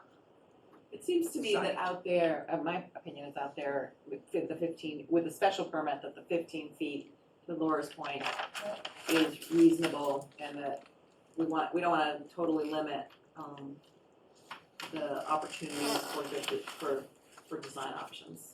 If you encroach an additional 20 X feet, you limit the design. Provide more opportunity for open space. Right. I think the other question that we don't know the answer to yet, that bears on this, is if in the CHOD, there are no opportunities for a variance. No opportunities for what? A variance. Yeah. So if you wanna have a garage and you can't get a variance for good design to put it, say we increase it to 50 feet, to put it at 40 feet, and that knocks out the entire opportunity for a multifamily house. Well, to qualify, then it's, I was just suggesting 25 instead of 15. whatever, to- X, whatever it is, I think that we should, I personally To should be leave it and consistent let the with special what we're doing. permit process handle it. Deal with it. Yeah, I do think that this variance question is extremely important, and we don't know the answer to that, right? No, I don't know, what's, Emily was researching, my opinion is that in the CHOD, they cannot use a special permit or variance to go outside of the requirements. If they want to do something else, they would have to do the underlying zoning. And I asked her to research that. okay. Because this is by right, saying if you want to do something by right, you have to meet all of these qualifications, which would say, okay, then you can't get a special permit or a variance. So for example, we set like 25 feet for the garage. And then they say, well, along this side, it would be better if we pushed it back another 5 feet, so we get enough room. Do what, 20 feet or to do- 30 to feet? 20 feet, so that we need a variance for 5 feet for this row of parking garages, right? That has nothing to do with whether you can fundamentally build the housing or not. It's an extra accessory structure. Why couldn't they apply for a variance for that? Well, we've changed the accessory structures to be a special permit. Yes, but if they I don't wanted to build it within the setback, it's a dimensional variance. Right. It goes against the whole theory of this law. Well, I think this is what we need to And find out. that's, Emily's supposed to be researching it for us. The more specific example is if you have a 6,000 square foot lot, and the best place to put your multifamily unit is within, Within the setback. 10 feet of the side lot, you need a variance. Or even, But, you know, but even if you allowed a variance, then you would allow lots less than 6,000 square feet. Right, and then, or if And somebody wants. that's contrary to the law. Right, so but I think the setbacks are the gray, are gonna be the place where people are gonna push. I think people will understand that the minimum lot size is the minimum lot size. But the setbacks, to me, are a place where, given the topography of things and the rocks and that people may say, the right place to put or to expand my existing structure is to go 1 foot into the setback. And the question is, does that now bump them out of a CHOD? Right. And, can they go to the ZBA? And I don't think we know the answer to that. But I think that it, to me, helps me understand whether we want to be generous or depending on what the definition of that is, with setbacks. But are we talking just about the accessory structure? So the parking And then- garage or the shed or the gazebo, which Right. has to have a special permit, is that where you can discuss Maybe that's. what makes sense? You Is there some can't, dimensional under a relief? special permit, you can't, let them go further into the setback. Right, so the setback is pretty, Yeah, If you're gonna violate any of your dimensional requirements, it's gotta be a variance. so we need. Unless you're Yeah. already non-conforming and within, you're already violating the setback, Well, and a variance is hardship, so it'd be tough to prove hardship. due to topography. We need to find that out. yeah, or due to the number of cars which we're requiring in Beaver Dam. That's not for a variance. No, but I'm just saying, if you're trying to make that layout and you want to build a garage and we've made setbacks So, that don't work with right. that plan, Right. I'm just cautioning us to try not to make it so that you restrictive. can't, be so restrictive that you just can't make a good site design. I agree with you. I need to ask a question back on the table, because I overlooked something. You brought up the base unit. In the models that I received, the base unit size was 2,500 feet in 3 of the districts. Right. And that does not show up on this table at all. Oh, is there, That's what we're saying he needs to add. yeah, We didn't, no, But what we also- didn't make clear was the fact that Beach Street, C Street, and Allen to Lincoln have a base unit size of 2,500. Right. That really changes things. That means that 6,000 feet is no longer 3. so that number is wrong, it needs to be 6,500. Which for No, each of the, it doesn't mean that the minimum lot size is Right. 6,500. It Doesn't means have to that you have to have 6,500 to build a Yes, 3-family. yes, you do. Yeah, I mean, my feeling is you can start building on a 2,500 foot lot. I don't think that's the issue. No. The problem is that the model itself has a specific base unit size. Right. For 3 of the areas which are, This it is is- 2,500 feet, and that doesn't show up anywhere. Right. You Right. have to That's have what it we on were the line. saying. But So- the, so the Richard- minimum lot area is still the 6,000. Right. Yes, that doesn't change. So he's gonna add a line. okay, so you're saying the additional lot area for those 3 should be No, 2,500? it's the first unit is one number, and then there's a different number for the additional units. That's what you just said. Yeah, No, she's saying it's same for well, all I'm units. trying to understand. So maybe But Richard and And that's Mark the can line we work out talked the about right- earlier of adding in. But Richard, that minimum lot area would change to 6,500. Not if it's not in the model that No. way. Well, I know it's not in the model that way, but it would automatically Automatically change to change it, right. 6,500 because if you need, Qualify. Well, it wouldn't 2,500. change that number. It would, the densities are already computed based on the 2,500, so we're okay. well, but that should match, the minimum lot area should match what you can do for 3 units. I don't think so. Well, that's, Well, I don't know, but I don't think so. well, you couldn't, Then you couldn't have 3 units you on it, couldn't you have would 3 need it. units. Well, I guess I don't know exactly what minimum lot area means in this.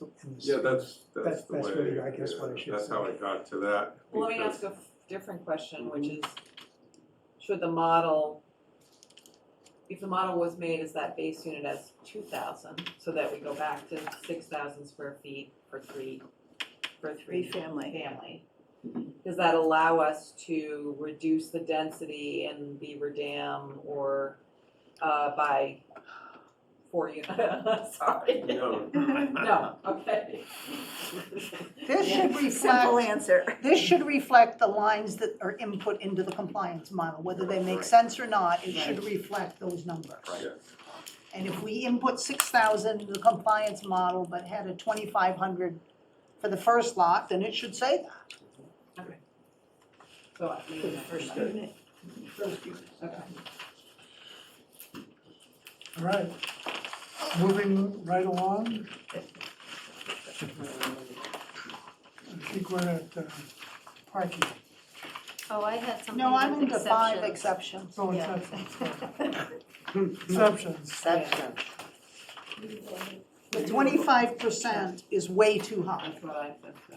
We have nothing today, and we had one out on Kings Way that was probably maybe 15%, and we made them cut it back. Because if it's 25%, they're gonna be using it for living space. Well, they can't. Well, we're gonna see. Sure, yeah, okay. That- We'll check on them, Chris, We yeah. We don't have a percentage in our I'll current give you a zoning, star. but if we're gonna put a percentage in, I would put it more at 5 or 10%. I totally agree. I would even step back and say, so our current zoning doesn't allow ventilators, silos, or other ornamental features. So I don't know why we're not being consistent with our current. Right. I agree. Why don't we just make it consistent?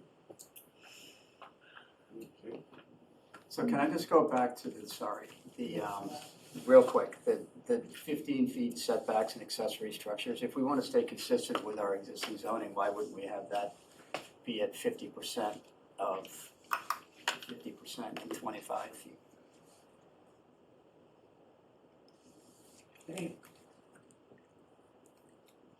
I think the idea is to not limit the design quite so much. Because Right now, because the assumption is there's not a variance process. Okay. Where if you have underlying zoning and you wanted to encroach slightly into your setback because You of could do a the variance. topography or a hardship, there is a variance process. If there is the variance process for the CHOD, then I think then I would like to come back to think about that personally. I think then the variance process. would suggest maybe even talking to some of our architectural friends to see if you went ahead and put the impact, if you treated it the same way and the setbacks was 25 feet, I think that would make sense. I don't think it would materially change the design characteristics, but, you know, that's not taking into consideration the topography, which obviously. So, At least it gives it a little more of a buffer. Right. under 5, could I build an apartment building with an 8-story viewing platform? No. Well, it depends how big your. I thought we limited them to 10 feet high, 10 feet above the roof line. Well, I don't see why I couldn't. Right, under this, you're right. Well, it's 25% of your ground floor area, so what's your No. ground floor Well, area? I'm gonna have a little target, a little tiny tower, so tenants can go up and see the ocean. Well, and that's the thing, it says, you know, so I had a note here too, like, so could you have roof decks up there? Yes. No, that's No. habitable. That's habitable. Living there, you just, That's habitable. you know. Okay. Our current definition is chimneys, spires, or towers not used for human occupancy may exceed 10 feet above the height limit. So we have a That's 10-foot reasonable. restriction today. Yes, Let's do We it. use the Let's so just do let's it. do it. Let's just do it. Yeah, that's fine. What definition is that? It's under, height, it's the top of page 28, under 5.5, height regulations. It's the first paragraph on that page 28 of the version I'm looking at. 5.5. Yeah, 5.5 height regulations, Yes, okay. end of that first paragraph. Maybe can we Spires just and towers reference not used for, okay, I have it on page Put it in there. 29. What? Let's put it in here. Yeah. Okay. I agree with that. Consistent.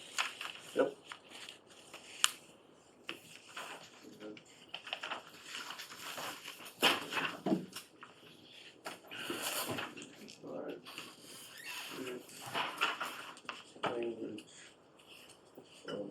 Chimneys, spires, or towers,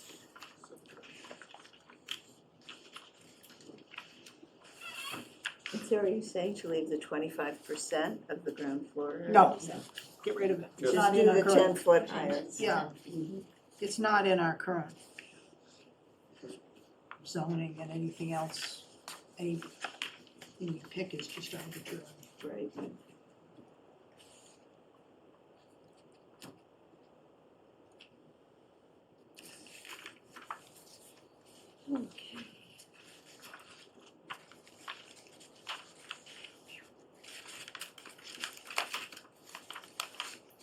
okay. How about renewable energy installations?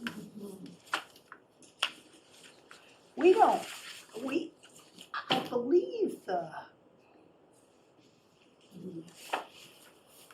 building, they're looking at the height of the roof, not just stuff on top of it. And today we don't have restrictions. You can put solar on,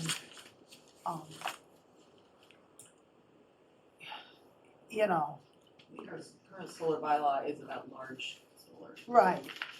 But on residence, the height is the peak of the roof. It doesn't reference, and I think that those things that are going on, I don't know, we don't have anything like this currently. It seems like overkill to me, but I don't know. So I would agree with you on that. This is boilerplate out of the sample bylaw. I didn't understand, so one, we don't have it, so I don't know why we would add it here. And two, it's saying the possibility of waiving height and setbacks. So I don't know what an air source heat pump equipment or energy storage, like what that would be that you'd have to waive the setback. So I think getting back to like if it's solar panels, that's one thing, but if we're talking about utilities. Condensers, they're like. Could be a road heat pump. Condensers. What's the, Heat well, pump. it's what's on the porch out here, condenser units. And they could be not on the ground, but up on the building, on the side of the building. The intention is to allow for more green buildings, or Right. greener buildings, I would assume, which is not a bad idea. Wouldn't all that be addressed in a site plan review? I think I would think so, but it says, all it says here is the site plan review authority may waive. So there's, yeah, it's not saying you have a right to do this and it's gonna be this way. That also says they will not create a significant detriment to abutters. Right. Yeah, maybe it's fine after Yeah. that. And that's right out of the model bylaw? Yeah.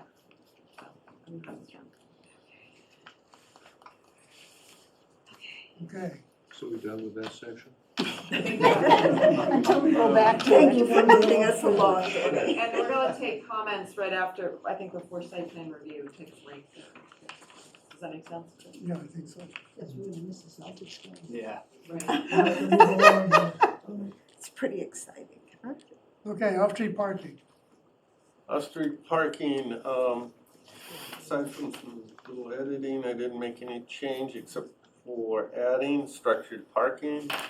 And that would be traditional multi-level parking garage.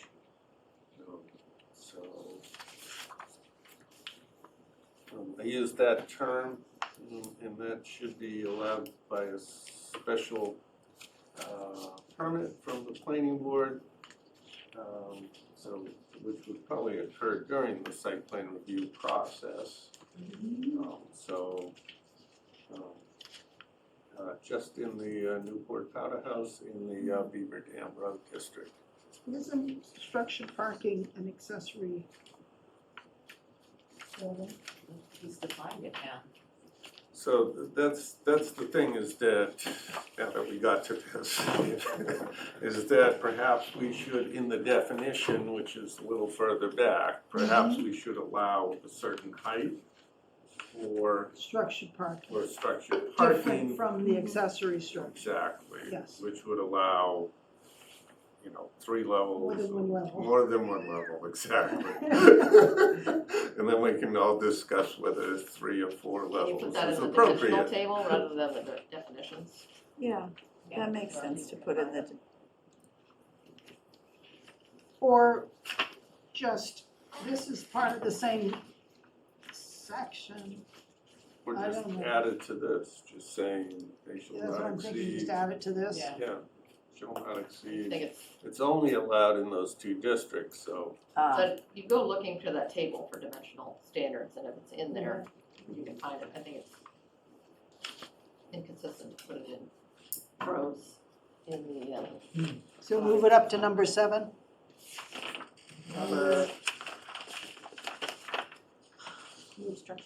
table 1, table of dimensional standards.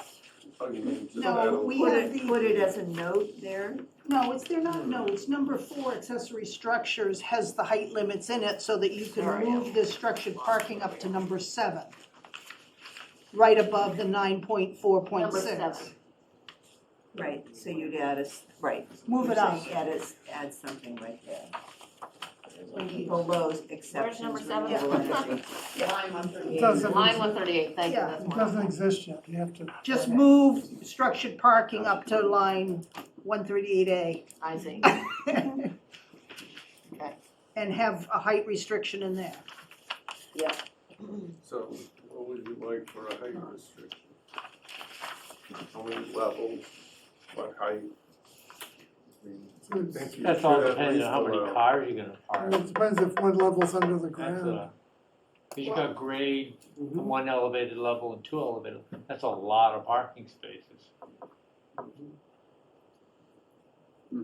We've It's got, gonna be subject to special permit. doesn't matter, you still have to have the You height still have to have restrictions some for a sort of special limitation. permit.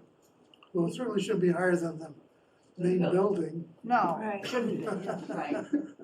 So we have the main building at 4 stories and 45 feet in those two areas.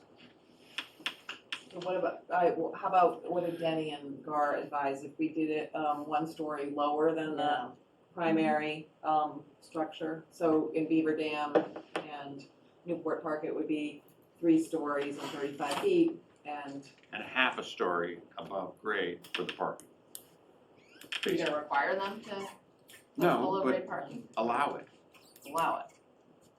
So you could have an underground garage. Well, it's not really an underground garage. It's, No, I'm saying, but you could. well, underground garages are great. Yeah. They're incredibly expensive. 100,000 and up for a space. You know, you'd have to be charging $8,000 a month of rent to Well, support we an have no problems underground. doing that in Manchester. Well, that's true. Yeah, there you go. Very common. okay, so height restrictions on the parking, Structure. structure is basically A 1 story of a parking garage is different from a story Yeah, of a but in terms residence. of height, I know, you just can't pick an arbitrary number and say that's the height of the parking garage and make it equal So stories. you could, They are- you could say 35 like 3 feet. levels Right. and not greater than, you know, Yeah. I would agree with Mark, you know, 35 establish the feet. levels you So, want. Yeah. so if they stick one underground, they can only put 2 above. But if they, because of, let's say, granite, and they need to build it on top, they're not gonna blast the granite away, and they have to go up a little bit. 35 feet gives them enough room to build the structure and still have 3 levels. All of our definitions of height are from pre-construction grade, so it would allow a level underground plus 3 above, if you're gonna say 3 Yeah. stories. Well, but I Well, you think, could just say but we can, 35 I feet can above write grade, it, so right? we can write it. Yeah, so 35 it feet above doesn't- grade. And Yeah. renewable energy installation, that's, if you're building a structured parking garage, that's likely to be where you're gonna put that stuff. Right. Yes. So that should maybe apply to Right. both. And then in Newport Park, are It's the same dimensional for the building, 4 stories and 45 feet. okay, They're both the same. all right. Okay, we Agree on 35 feet? done with parking? No, We did have a comment from Sarah Pierce, I think she's left. well, I had a, Oh, sorry. I had a comment on parking before we go to public. Okay, So on the surface parking, which is not for the Beaver Dam, but for all other CHOD districts, we've got currently 1.5 spaces minimum. And I wanna ask the board to consider a minimum of 1 and a maximum of 2 per unit, because I think that will allow more flexibility on these small, dense village lots to where we don't take up the whole lot for a use that is surface parking and nothing else. I mean, it's 1 less tree you can plant, it's 1 more tree you gotta remove, it just really limits the flexibility of people who have a house and wanna develop a couple of in-law apartments to say, I got my parking spaces as required for my house, and then the additional units, if I've got, 2 units, I've got anywhere, or if I got 1 unit, I've got anywhere from 1 to 2, and if you got 3, you've got anywhere from 1 to 4. But the rounding up, so effectively we're getting to 2 parking spaces every time we do an additional small, potentially small unit on a dense lot. I just really think we ought to consider having a range that gives us more flexibility through the site plan review and gives the people who own these places and are trying to accommodate, Nana who doesn't drive so much anymore, or Nana and, daughter who moved home and they're sharing a car. It's just like, a little more flexibility to do responsible site design. That case makes a lot of sense for Nana, but it is problematic to me when I think about three families putting more pressure on downtown parking.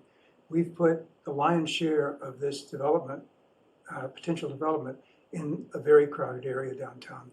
And people don't have one car per unit anymore. I mean, it's just very uncommon.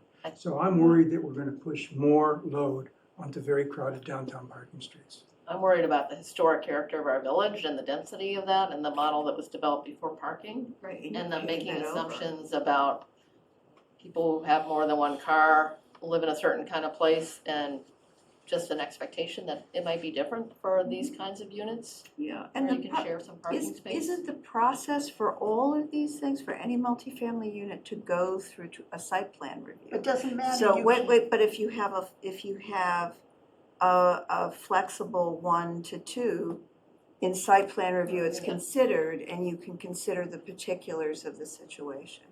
You're gonna. I also had a completely astonishing You're gonna be restricted. conversation with a resident who said, ugh, too much parking, don't make so much parking, there's already too much parking, it wrecks the village. And you're gonna hear the opposite Yeah. too. And Yeah. Because people are gonna go, yeah, they have 5 spaces at this existing 3-unit building, but when they have parties, guests, whatever, they're all over the street. And But you're not making Yeah. parking for guests. Right. Well, we Right. don't allow But- parties, no parties. Yeah, but my point is that, you know, in a 3-unit building, you have someone with 2 cars, someone else with 2 cars, and someone with 1 car.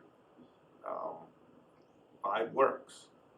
Yeah. But if you only allow between 1 and 3, and I'm a builder, I can get away with putting 3 units, 3 parking spaces. Well, but you're gonna be subject as a builder to site plan review. Yeah, And if but that would if I restrict can that have in that site plan review. flexibility, Yeah. I mean, I Well, think. sure you can. No. But you can also, If you're marketing it to, build site, I- parking I- costs money, right? So it makes the cost of that unit go up. And so if you're marketing Right. to someone who says, I only have 1 car, or I don't really need a car, then, the market will reflect that, and you can have these units and not require so much surface parking. I mean, we have this beautiful downtown village, and we're trying to create more surface parking. That's not what makes this. I thought I the think you're gonna reason we reduce the number used- of cars in the downtown by changing the number of units of cars that the builder has to put in.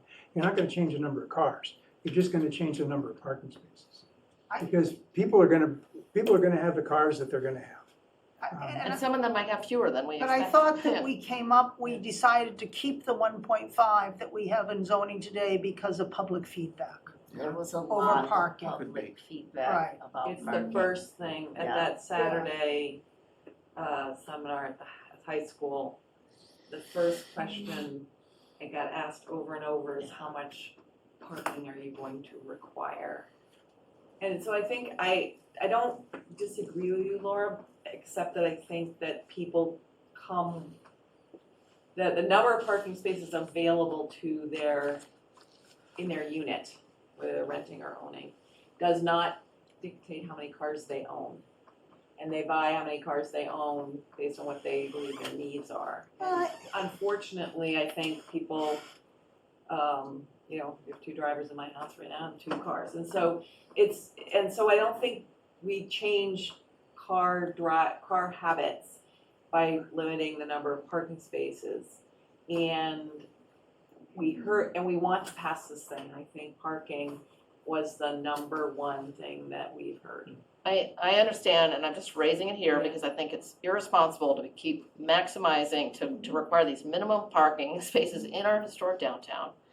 And I think that providing a range of 1 to 2 provides choice and conversation, and it's not all developers coming in, like people own these houses that they wanna convert, and I wouldn't wanna convert my house to 5 parking spaces, I wanna have a yard, and I wanna have places I wanna plant trees, and I wanna do other things besides park all over my lot. And that doesn't equal open space, in my opinion, but I just will say that I think we're not thinking, like, we're trying to provide diversity of housing choices. That also means diversity of lifestyles, right? Like, if you don't want a single-family house with multiple parking or a parking garage, you might just be happy with a smaller unit You don't wanna, you got one car, you don't wanna pay for the expenses of another car, you know, one of you takes a train, or you're a single mom, like I have been and had one car for much of my life. Like there just are other models out there, and we're trying to create housing for those other models and other options, and the parking kind of goes along with it. So it's not about behavior change, it's about understanding that there are different units and family units, and this is a way to accommodate them. So Sarah, just, Laura. Laura, pardon. Wait, Laura, your name is Laura, you're Sarah, Sarah. you're, Laura. what's your? Sarah. Yeah, well, just anecdotally, Yeah. I have 7 units. Yeah. I got 2 tenants out of the 7 are 2-person Yeah. tenants, and 5 are 1-person tenants. Yeah. I have 7 parking spaces.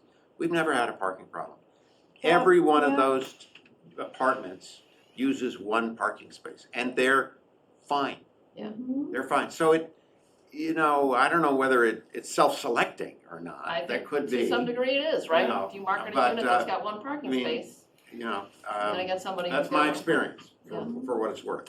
Yeah. So- And I think if you allow the flexibility and have site plan review, you've got a choice there. I don't And I think site think plan a review lot is of gonna times do- people No. asking about parking are thinking, I mean, when this whole project began, everyone was thinking about, we're gonna turn this down into Rancho Street. It's gonna be big apartment buildings. They're just thinking about developers smashing things down. And I think there is some lingering about that. But I think talking about, when people think about their own property and what they have to do to make that property available for someone who's gonna allow them to stay in place in their own house, and they want an employee who's gonna do that, and all of a sudden they have to have 3 parking places, and there's no place to do it without paving over everything. So So- I think the problem is that we're trying to solve a bigger problem than we have the capacity to do. It's And probably right. maybe this is a topic that we should be discussing for the entire town, not just for the Well, but 39 acres. I think that's a cop-out, frankly. We're talking about smaller, dense, you know, I dense think putting, areas. But we've got to get Smaller this through units. town meeting. Okay, Yeah. I'm just Yeah. saying my piece here. I right, think but putting we in need to a change the model, range yeah. does not change that. I Yeah, don't it think. Sandy, if you have a range, you can't tell the developer, you have a range of 3 to 5, but you've got to have 5, and you can have 3. Site plan review cannot dictate the We number could of say, spaces. we could give a waiver for 1-bedroom apartments, I suppose. But who are you to Yeah, say but then that, it's a 1-bedroom apartment that has 1 car? It could be a 2-bedroom apartment. with one I can tell you, I lived for 20 Let's years say, in one house with 2 there's a lot of bedrooms. zoning across the country And 1 that car. says 1 car for one bedroom. And it's written in 1970, like we're in a That's new not our era. zone. And stuff, but it's It's not our zoning. I not mean, our zoning, it's the problem. again, we were trying to keep it as close to existing zoning Well, as we that's a good could point. with the hope of getting it passed. And if we start trying to make changes, it's not gonna go through. And it's, So if that's the reasoning, then, you know, I, Not saying you defer can't to do the- it. So a parking space is defined as a dimensional, whatever Yes. the dimensions are, so. 18 by 9, I think. 18 by 9, so you can have 2 parking spaces or 3, that could be, you know, like we've all lived, you know. I mean, that's, we're not talking about, on an 8,000-foot lot, I mean, you can't Yes. fit that. You can't fit 5 parking spaces and 3 units. It's just like, it's not gonna work dimensionally. So I'll leave it, I'm not gonna keep pounding Well, it this. does work in the model. It works. Yeah, Or- it works. Have you actually test fit That's what the model does, yeah. with the amount of structures and With the our amount of parking? coverage Yes. requirements, yeah, It does. Not gonna have much left over. But No, not enough. 30%. a little edge around it. Yeah. So anyhow, I've said my piece. I just think it's something we should be thinking hard about, particularly when we're talking about housing choice. This is not just the unit, but it's the amenities that go along with it. Can I ask about, still with off-street parking, do we need to reference our current bylaw so that we are pulling in the parking size dimensions and trying not to back out in all of those things? I thought it was mentioned somewhere else in the back and I can't find it, but I thought it should be mentioned here as well. Or To can reference that be- 6.0. Can that be done under site plan review? That would give you the flexibility you have a certain number of parking spots, and then under site plan review, you could consider making them smaller if you wanted to for subcompacts. You know, have some flexibility in the parking layout under site plan review and not cast it in concrete here, just have the number of spots. And then site plan review can look at the backing up and all that stuff. Can you have it different in the site plan review that we reference in our current bylaw for this than we do for other site plan reviews? So, hold on one second. thought they So were later consistent. in here, in the performance standards, It does have, in the general standards, under number 2B, says the requirements of section 6.1. Oh, yeah, line 2, yeah, thank you. 250 says the sections of the requirements of section 6.1 off-street parking Oh, shall I? shall apply with the following exception, which is the table, Right. which is superseded by the section in this bylaw. So the other standards about, in this section about setbacks, parking area plantings, bike parking, all of these, the location, these all apply. Okay, so we don't need to reference it here. It's referenced on line 250. Okay. And then did we need to define parking for the mixed use? Or are we referencing the 6.0 table?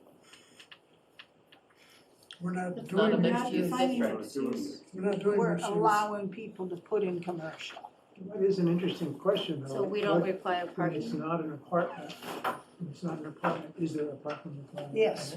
Yes. There is, it's per, like, 1 per 300 what I'm- square feet of, That's my question, Office are we space. referring back to 6.0 properly? yeah, there is separate parking requirements for. And how would that apply?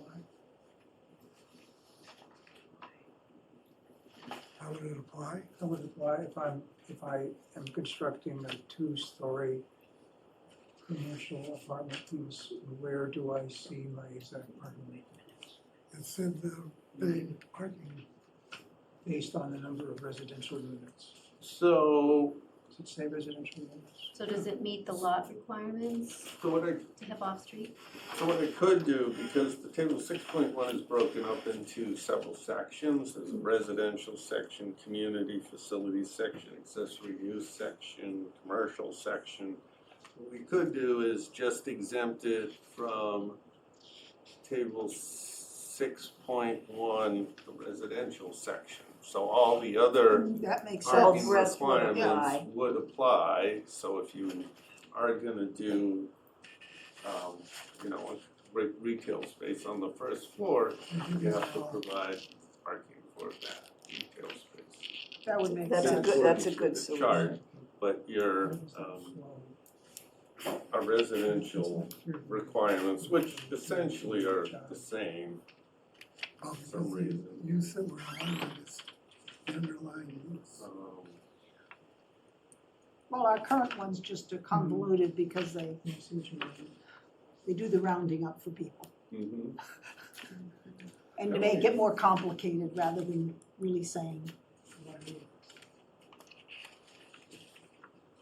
So,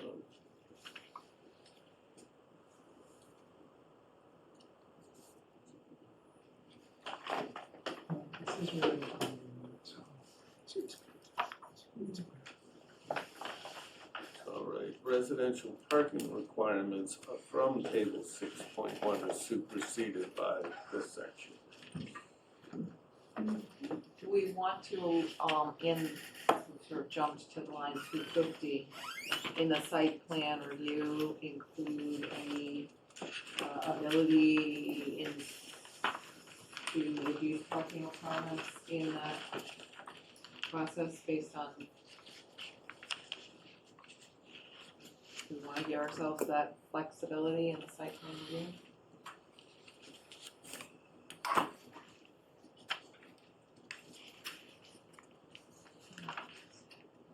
mean, that would probably be the place to do it, wouldn't it?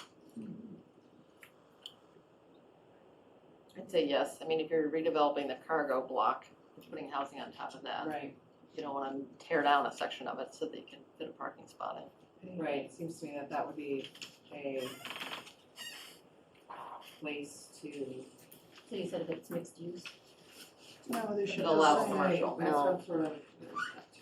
it's just saying under the It's fine. site plan review Site parking, that parking. you would have the right to Right waive, to, waive the requirements. waive the requirements, or to reduce the requirements, I Yeah. don't think I'd waive, just Right. reduce. Yeah, Yep. Which gives you the flexibility. Yeah. What do people think about that? I think Yeah, that's- I mean, More like that. flexibility I like is a that good idea. idea. I'm just never Yeah. that much in favor of the uncertainty of Right. what may be waived in the future.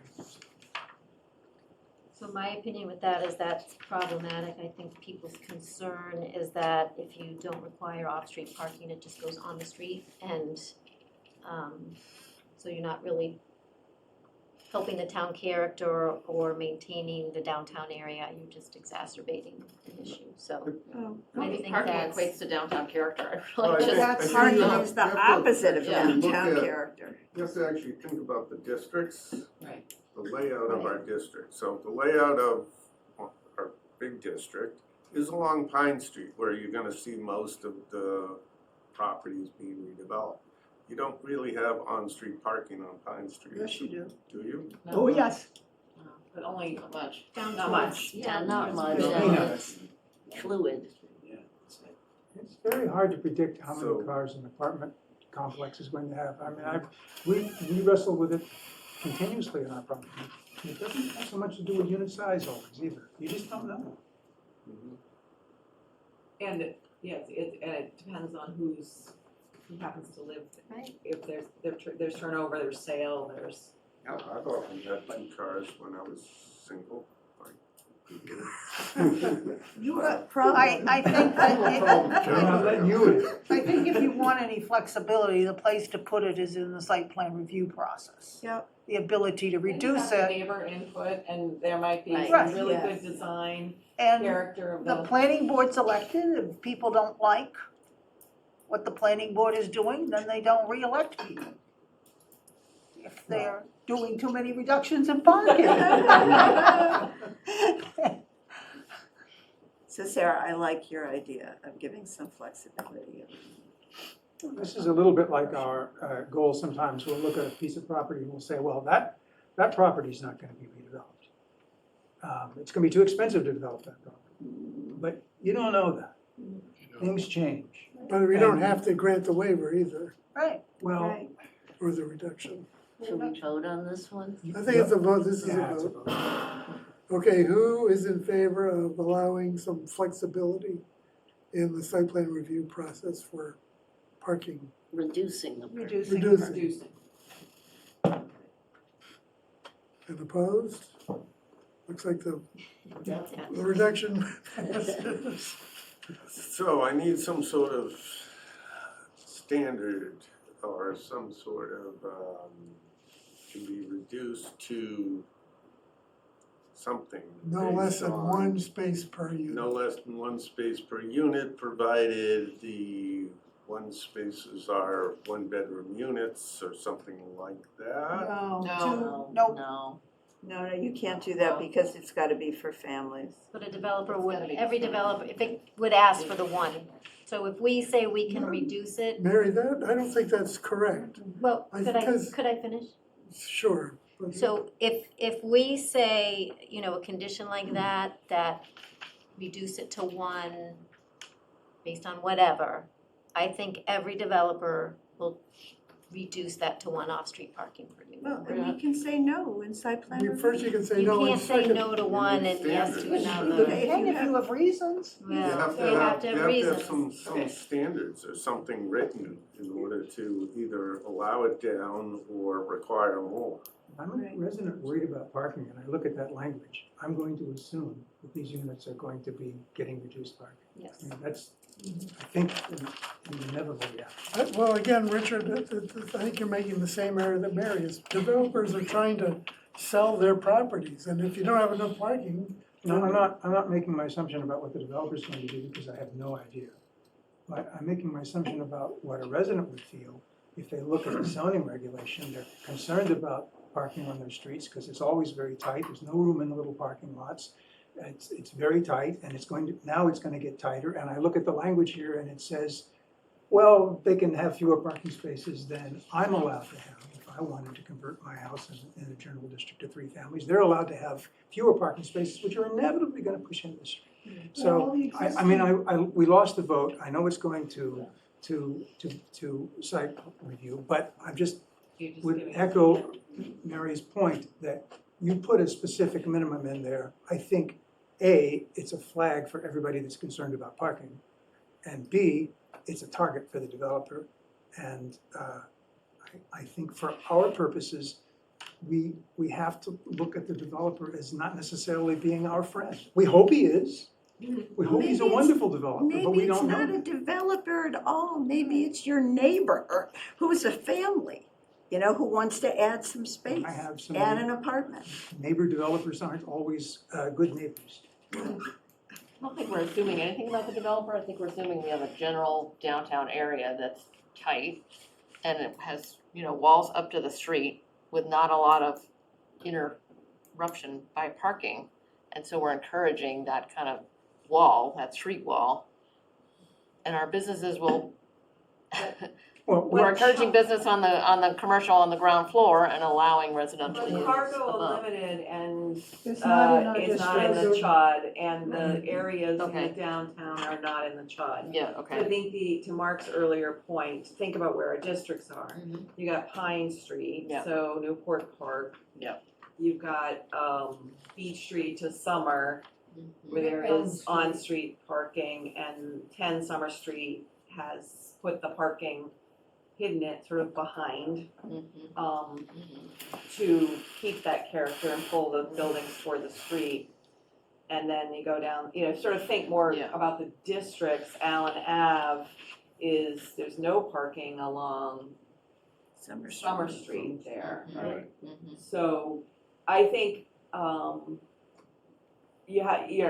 think of it as the downtown, Yeah. because that's our next hurdle, is what do we do Mhm. about commercial Mhm. and residential and keeping our commercial core Mhm. and that character. Mhm. That's not what we're talking about Yeah. for this. Fair enough. But we So- do have one downtown district. Right, and so there is the downtown, the Beach to sea. seaside that's variety, already or whatever it's called, developed. Ridgedale's to, Mhm.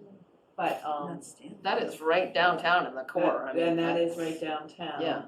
And, currently has a fair amount of impervious Yes. surface And and parking that's right cars. up to the street, right? So it's not. Right, and our site plan review does say, bring the building to the street. to the street, put Yeah. the parking Parking behind it. Mhm. And I think, to Richard's point, if I were, the theoretical developer, in that case, I'd say there isn't on-street parking in ample, we already know that downtown on that hot July day is parking constrained, or in a snowstorm, or whatever, that it would be hard pressed, in my mind, to give significant reductions in parking. We're not talking about publicly available parking, we're No, talking I know. about people in the units. Right, That parking but is reserved for them. I think what you see is if you reduce the parking for the residential units in that area, they're gonna spill onto the street. And it's If they 2-hour have more than one parking. car and they live a minute across from the train station, like, all they have to do is walk across the street at that point. So is there any flexibility, in those Did districts? we make a decision? I think we voted that, Yes. Mark's point is that we need some sort of, We need Minimum. standards. Some sort of bounds. Yeah, some sort of standard. We- I know this has been put to bed, but I'm gonna raise it again. Can't we say, if you got a one-bedroom unit, you only need to have one parking space? And is that discriminatory in some way, or is it Yes. anti-family, or something like that? What happens if you have 2 working Right, people in that 1-bedroom unit? One commuting to 495. Right. Yeah, But No, remember, that's a problem. these are supposed I to be agree. family-friendly units by definition. okay, well, they can be family friendly, and if they're 2-bedroom units, they have to have 2 parking spaces. And that's family friendly. We don't have anything in our zoning today that even looks at number of bedrooms. I don't think we want to introduce that. I would agree with that. I agree with that. Okay, How about, just trying to find a light in the darkness, that's all. We tried that. Just to Thank make you. it simpler, could just say something like the site plan review may reduce parking requirements by up to 20%. Just put, or X%, whatever it is. Sure. That's good. Yeah, sure, that's good. that's great, because it's So flexible. that means 5 units could go to 4. Right. Great. It's a little bit, that's really, That's a that's a good 3, that's sort of what we're talking about, your neighbor. So up to 20%. Few, and Okay, that's, is that okay with everybody? So- Yes, That's good to me, yes, still round it up. Good, no. Absolutely. Forget, right. Okay. by up to 20%. 20% reduction.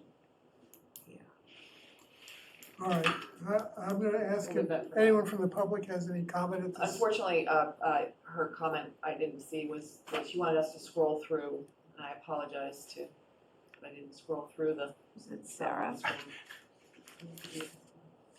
Mr. Gates. Tim Gates, 2 Desmond Avenue. I've looked at the Law 3A, and it starts out, we want family-friendly units with children. And I've already pointed out before, the habitability rules for health, Board of Health, state law, state regulation, is a basic number of 470 square feet. That includes a master bedroom and 2 single bedrooms, and that's the absolute minimum unit. Plus, apparently, about 20 square feet for a bathroom, which is not in that 470. And the additional thing is a limit of 50% of the existing main residential unit as a setting point to achieve that number of 490. You've got to have a basic value over the 900 square feet cap on these additional units under 3A. Yep. So are you discussing accessory dwelling units? Now, I'm pointing out my problems with everything you folks have been doing. You can't have a development up in the other area of the LCD. The units don't meet these family requirements. The compliance model assumes 1,000 square feet per unit, and that's what all of our calculations are based on. And that's what we're required to do. And so Beaver Dam, you can build 100 units and have them be 1,000 square foot each, and they fit. And one final point, Mr. Gates, we're not building anything, we're not required to build a thing. Now, All we're doing is changing our zoning. if you're going to have a 6,000 square foot minimum lot size before you can do anything, you're gonna have 2,000 square feet for an additional unit, means they have to start with an 8,000 square foot unit. No, Just for we're building, everybody in the downtown residential no, we're area. building it would be a 3,000 square foot structure containing 3 units of 1,000 square foot each. On the 6,000 foot Right, and it unit. only needs Sorry. 1,000 square foot footprint. That's what that's what the compliance model's using. So, We're compliant with. okay, so, thank you for that. That's been, we're gonna try to keep our comments, so we keep moving to the. Hold on, we're gonna try to keep our comments to that was about 3 minutes.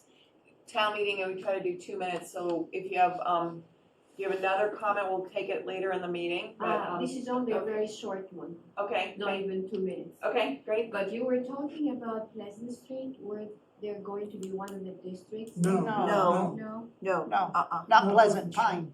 Okay. Because the Lower Pleasant Pine. Street, We're you we're can not talking hardly about sometimes Pleasant. pass through because they park on the street. Yeah. No, that's not what we're talking about, so, Pleasant.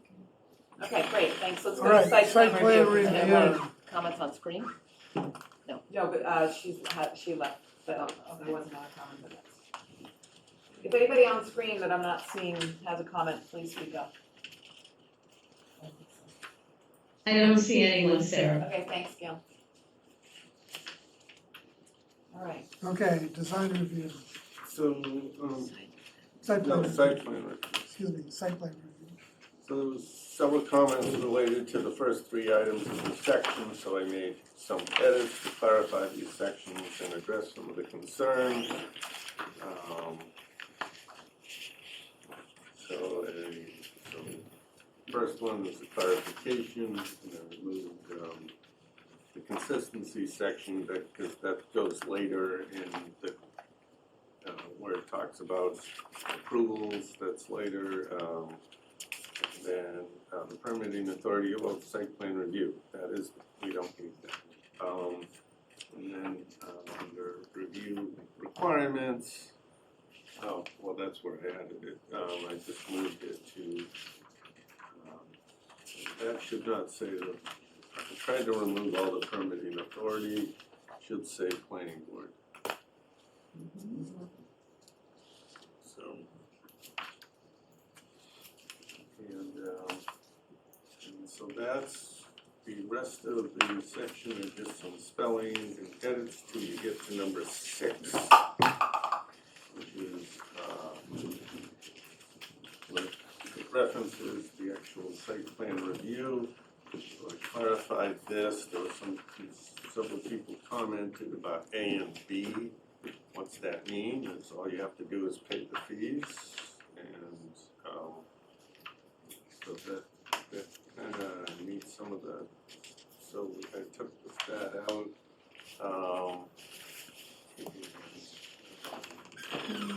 When we get to project phasing, there was some comments about the fact that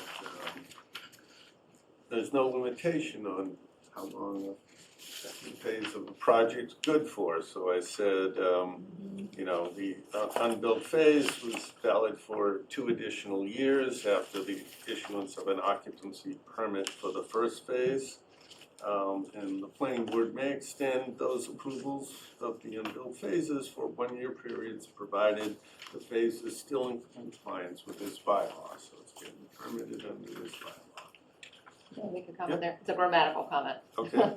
And it regards only on line 232, and actually there's another only. And if they're in the wrong place, they can change the meaning.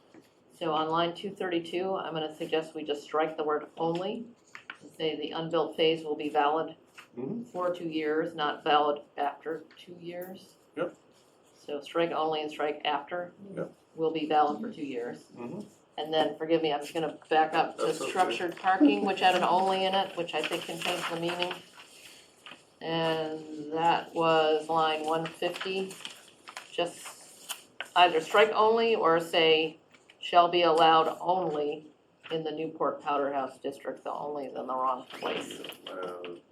Yeah. Be allowed only in the I agree. district.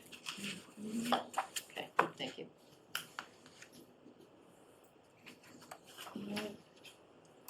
I have one comment, and I like that the section got cleaner in terms of the language.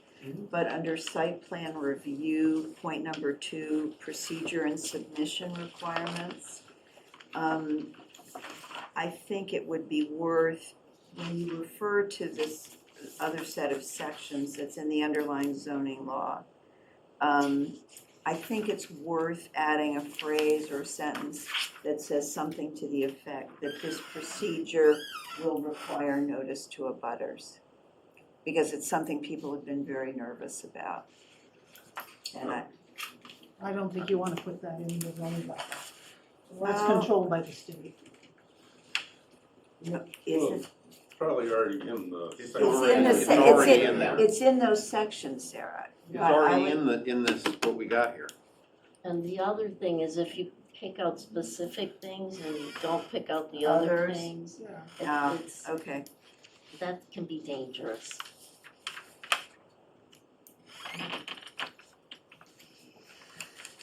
And another minor question, comment, line 206, site plans, elevations, wall sections, what do we mean by wall sections are required? In the site section, or is that a wall elevation, building elevation? I think it's an elevation. Let's call it building elevations and site sections. Well, I think it's a section. It's a, Through the, it's a view from, it's a slice, a horizontal slice. It's not. Through the building wall, but it what's could the be a purpose of vertical, that? it could be a vertical Where thing is too. it? I'm Elevations, sorry, what, Laura. line 206? An elevation is looking at it, is looking at it understand, from the yeah. front. A section is when Isn't you it- slice it. Isn't it rather Why than a would you have a wall wall section, section? isn't it a cross I section? think you mean a site The section. walls are Site. in a section, the walls are the primary thing you see because you're looking at the Yeah, but they show definition. of the people in it purpose. and That's everything. elevation. So you have site plans, building elevations, and site sections, I think is gonna get us what we're looking for in terms of information. Well, the building section.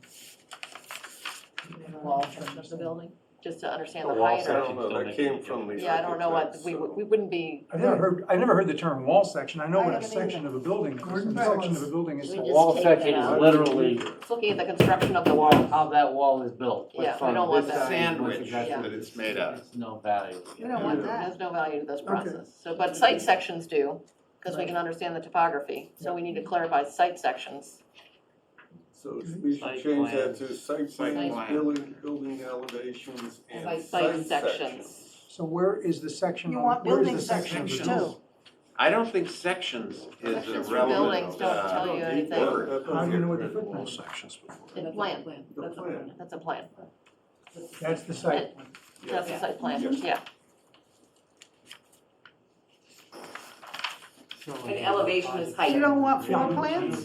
Floor plans, that's Floor right. plans, yeah, floor plans should be there too. That makes sense, Laura. And a section is a slice through the building. So I guess the site plan is a section. Mark, is it too much to ask for schematics at this point?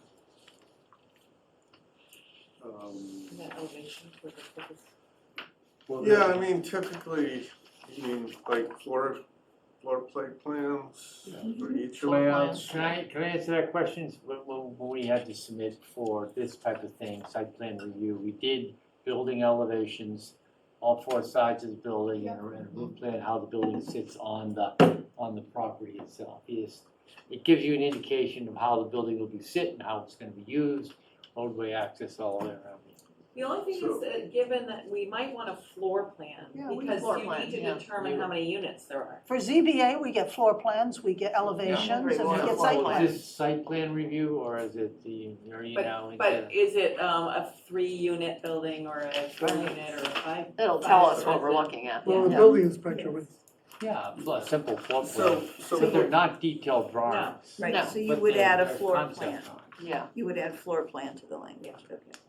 We get detailed. So Marty, your point here, you want site plans, You don't get it. site plan, site elevations. building elevations, Building elevations and site and selections. site sections. I did- Well, the next sentence talks about Site sections Do they have floor with this plans grade and change. elevations, and But but you none of don't I the. don't think you need it where there's no grade change of more than 10%, say the next sentence. Yeah, so I think it's okay to just put site sections in there in the general roundup in that first sentence, and then it describes what you're using the site section for.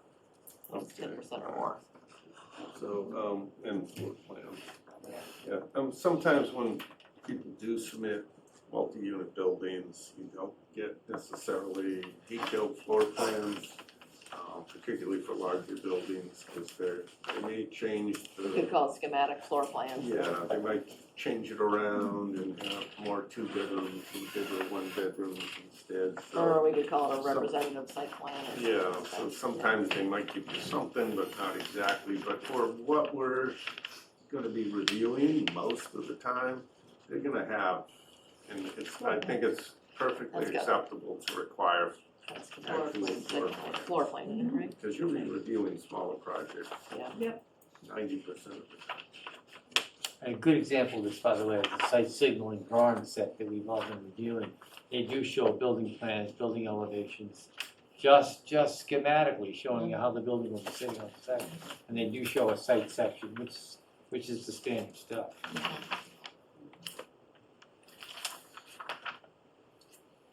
But you need floor plans so you know how many units there are, so you know how much parking's required. Well, yeah. But generally they're, yeah. But a lot of times it's not exact, particularly for larger buildings, Right, so.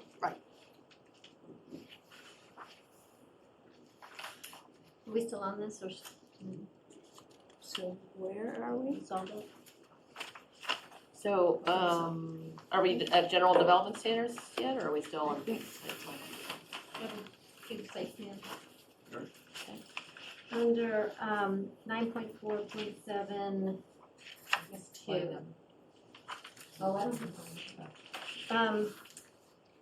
It's referencing sections 12.6.3 through 12.6.12, which is appeal. Now, in our bylaws, the appeal references Mass GL 48, section 17, which is appeals only for special permits. What is the process for appealing an administrative site plan review? So how would somebody, whether it's the builder, developer, or an abutter, how would that appeal? And I don't know if we should include 12.6.12 or not, but. administrative decision goes to the ZBA. No, appeal of, Uh-oh, yeah, but no, an Appeal appeal of a is- site plan review does not go to the ZBA. Okay, That goes through court. Through the courts, courts, yeah. okay. It doesn't go to the ZBA. Mark, in So my- that goes to land court? Superior Court, I believe, yeah. Do you know what the process is? Because it wouldn't be the process for 48-17. It would probably be the same process as if you're appealing a ZBA decision. That goes to the courts. Can I ask about 9.4.8.1? It says development standards in the chart are applicable to all multifamily development within the chart. So if I own a three-family, which I have right to convert, doesn't this sentence say that I'm subject to this chart development standard? If you have a I have a two-family. three-family in the general district, and by right, Right. I mean, I have a building, a house in the general district. By right, I can convert to three within the footprint of the building. Under existing But the zoning. sentence says that Oh, under existing. all multifamily development within the chart is subject to these standards. I think you've missed the underlying. Right, applicable. right, But if you're doing Subject. something to your house, you're not in the chart. right. You're not doing it under the chart, you're doing it under existing zoning. I understand your argument and it makes sense, but I think this is confusing. You think this should be. Where, Inserted what the line are word- you at, Richard? Because I mean, my house is in the chart, 242. if my house were in the Yeah. chart. Yeah, It is. if 242 development, if we said development standards in the CHOD are applicable to all CHOD multifamily, Yes, I insert the think word, that's right. insert CHOD. Or I hate the chart after. CHOD multifamily, that's what it goes to. Love that. I really thought we were gonna be able to get chowder somehow. But I For chowder. I don't think we've resolved whether or not the appeal section Mhm. of the zoning is correct for site plan review, and maybe we can leave it for you to figure out whether that's applicable or not. Okay. What is? What line is that? Yeah, what line is the? She doesn't have one. Well, that's 9.4.7.2. So Mark, you're gonna find that one Line out. 162.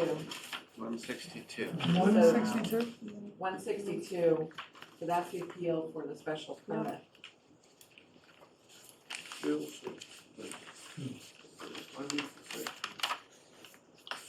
Speech and condition requirements.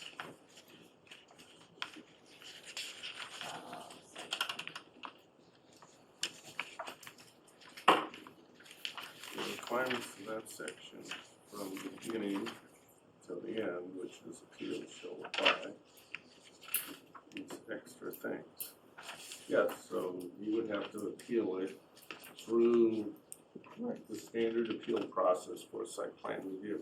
So this is saying everything from the beginning of site plan review, number 3, because I think number 1 and number 2 are like the other purpose. So I just kind of skipped to number 3, so it was from 3 to 12. So it appeals the same way as any other site plan, which is through the courts. I have never heard of a site plan appeal, so I don't know. No, I mean, everything's appealable, but it does not go to the ZBA. It's not an administrative appeal like a decision of a building inspector. He interprets something some way, they don't like it, that gets appealed to the zoning board. But a decision of the planning board gets appealed to the courts. But for when you did driveways, that came to us. Well, that bylaw might It was under the say, zoning bylaw. does it say I don't know, all specifically? I know is it came to us. No, it doesn't say specifically, but it did go to you. I'm talking about the one on Arbella. Yeah. Yeah, that the planning board denied a driveway cut and it came to the ZBA. That's all I know. Special permit. What? No special permit, no, no site plan. Yeah, it was a special permit. That's For the driveway cut? Yeah. Oh, okay, that's why, okay.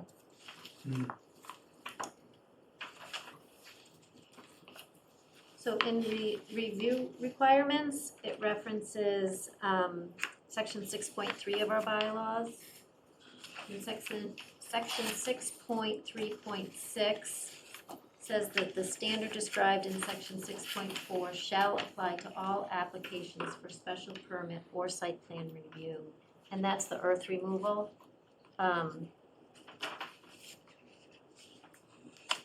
I thought you put in another section that earth removal wasn't going to need a special permit, so I question that. Where are you, Mary? I don't have line numbers, It's but line 166 and 167. Oh, we've gone backwards. no, We skipped one. So you're saying in the planning board's development standards,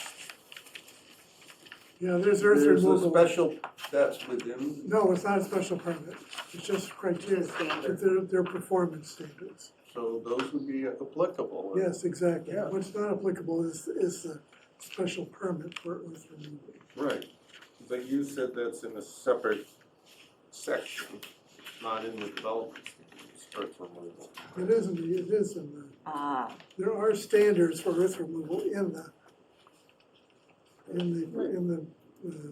performance standards. So my Yeah, that question- 6.4 is Yeah. earth removal, but I'm referring to, I think, 6.3, which is the so look performance at standard. 6.3.6. 6.3.6. topographical changes. Yeah,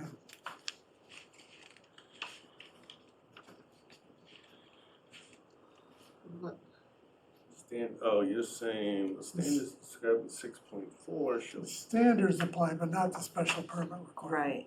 Right, yeah, the the standard. language is tricky. So the even though state- it says the standards described in 6.4 shall apply. Okay.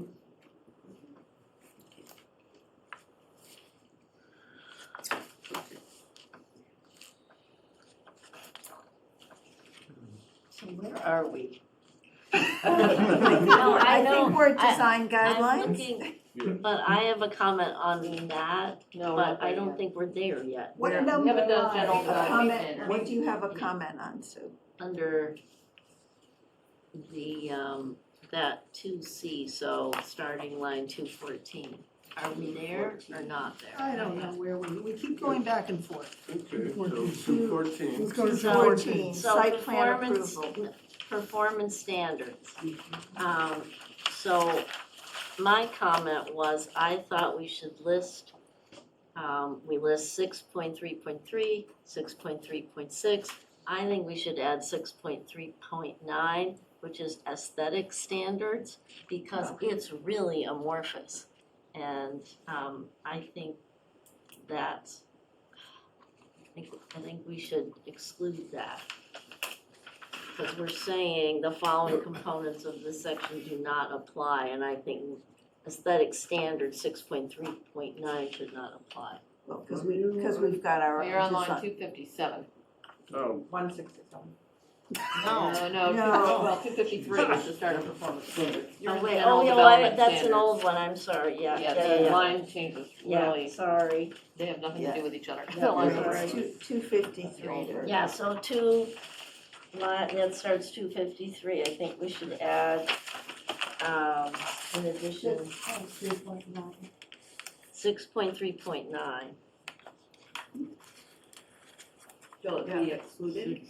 Yeah, it should be in this list of, Excluded. this section does not apply. General standards, topographical, Okay. fiscal analysis, I think we should add aesthetic. where is the study? 6.3.9. Because we have other aesthetic requirements in our design guidelines. Yeah. Yep, is that what you're saying? Yeah, and it's better to be clear.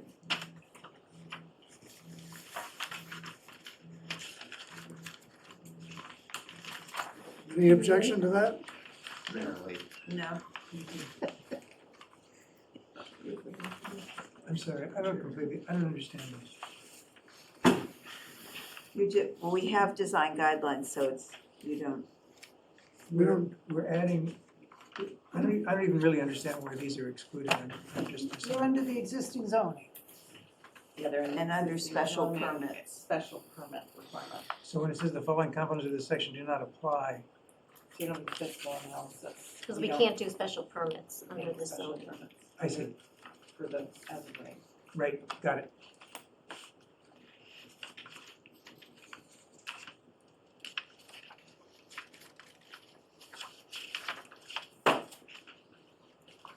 Okay, So when you list out the 5.10 performance, industrial performance standards for the Beaver Dam, I do think that is very important. That's the drainage bylaw that is in the water protection district. Your site plan review standards refer to your stormwater bylaw having to comply with that, so you're covered there, you don't need It's to. ground and Can you- surface water resource overlay protection districts. Yeah, that's what it is. Oh, that's in here. But where? So. What do you mean? 271. I don't D, know. 2D. In your zoning bylaw, under 6.3.10 landscaping walls. No, I'm saying it's important that we review drainage. Right, and it's in here. And it's here, it's in D. It says other sections requiring a special permit. Right, the Criteria for this- granting the special permit for each of the districts below are incorporated into the site plan review, and it includes section 10.3, ground and surface water resource overlay protection districts. So those Yes, but standards. I don't know, I can't find it in the site plan review, is my, It's I right know here. it says it, but I can't find it in the site plan review. it No, doesn't, it's not, it's not it's saying. not it's in referring site- to the site It's plan saying review. that we have to apply the requirements of 10.3, even despite the fact that we can't require a special permit. We don't have to ask, so the site plan review must consider the requirements that would otherwise be Must a meet. special permit. So the, Compulsory. Yeah. right, so those criteria are picked Have up to be met. into the Move site to plan review. And that's a question I had, I didn't hear back, that the state is very clear that we, since for as of right, we can only look at vehicular access and off-street parking and things. It's very limited what we can deny. For, Emily said we can include these. no, I know, but my question has remained, if they're not giving proper drainage or they're not, following our earth removal or things like that, I don't see how we can deny it with what the state has given us. So, Mary, I think the way to explain this is as granting a site plan review, as we did with Cornerstone Church, we put a bunch of conditions on our approval. And so if they refuse to agree to those conditions, they don't get the site plan review approval. So all these things will be conditions attached to the site plan review. And I understand the concept of that, I mean, that was under Dover, which is getting closer to the as of right. You can think of this as Dover, that's what Right. Dover is. Right, but that's a developer that wanted to work with us. I just don't see in anything that the state has said that we have much say if the developer says to us, we don't really wanna do So if that. the developer goes to get his building permit and refuses to comply with the site plan review conditions, he's not gonna get a building permit. So then he'll sue the town and the court will work it out, but he's not getting a Okay, permit until he's. I just would love to find where that is, cause I haven't read anything for that, cause all of the, and I have them all here, all of the EOHLC letters back to the towns have said, you know, you need to review your site plan with your town council before submitting to us, because you have more stuff in there than we allow to be reviewed.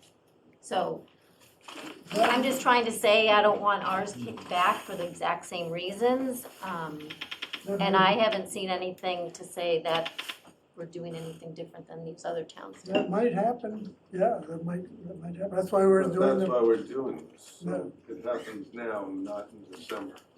So has town council weighed in yet? Not yet, because we don't have this, Final stuff. yes, this Well- was going to go to council when this group's done with this, but at this point. Okay, where are we now? We have design guidelines. Design guidelines? Design guidelines.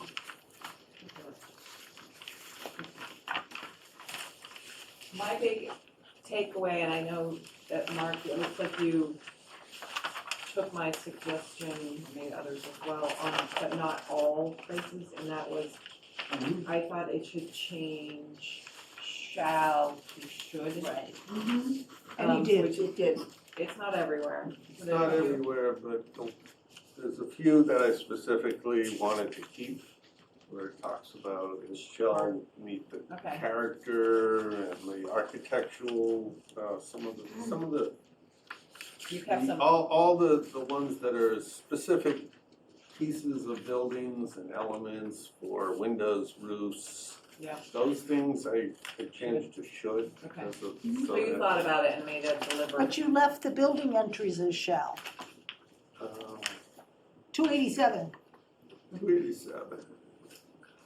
You shall not specify design elements such as because that's a relatively simple thing. I mean, And why do we change shall to should generally? because then. To allow you have for to- Guidance, it's they not have to- guidance, it's not, It's okay. guidance as opposed to, you know, A when they have to requirement. start listing Okay. specific waivers and it's Okay. 53 feet, you know, Okay. without Got a it. change in the facade. I have some comments on this section, and I've tried to map my previous line number to this one, so hard. I'm gonna start at line 292, multiple buildings on a lot where parking, blah, blah, blah, connected to minimize curb cuts onto public right of way. With the exception maybe of the LCD and the Beaver Dam District, we don't allow we just spent time knocking out multiple curb cuts. So these ought to be also subject to the same single curb cut. I think minimizing curb cuts allows too much. The only thing I would say about that is in this, again, for good design, I was wondering if, I kind of thought that we should leave it that way because it's possible that the topography or whatever might mean that you could, you know, have one of your parking spaces to the right of the building and the other one behind the building or something, just to create, to limit it to the single one, which I know we were trying to do in general, but site plan review is gonna give us some some input and, a little flexibility there to minimize impervious surface. We could do the opposite and say Yes. should instead of shall, Yeah. and then require just one. Well, would that bump it to a special permit for 2 curb cuts though? No, No. I mean, I don't think we can That's in our trigger bylaw now, a special though. permit in here. These are design guidelines. We can, That's in our current bylaw, if you go Right. above General- 1. general Yeah, bylaws. it goes to special permit right now. Right. And frankly, I don't see that as being a benefit generally to the site if you're talking about these kind of village areas having multiple curb cuts and the impact on the We have them everywhere. pedestrian environment and the safety of pedestrians. So I would just say they need to comply with the 1 curb cut rule we've got everywhere else.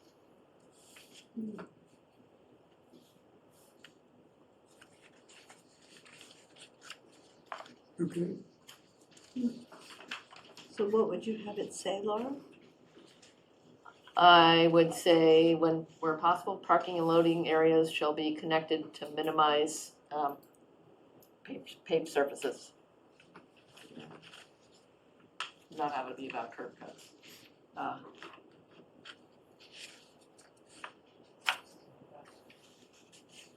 So you would get rid of curb cuts I would on. get rid of it altogether, just be silent on it and let the underlying zoning say 1 General curb cut. bylaw. Good general. Line 302.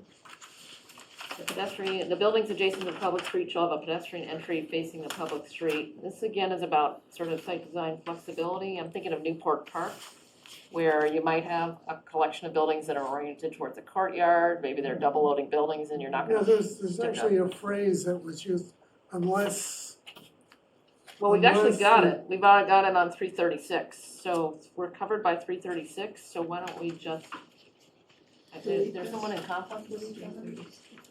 So if we go to 336, it says the primary facade shall face the principal street or courtyard unless there's a reason for a, yeah, site-driven reason for a side entry.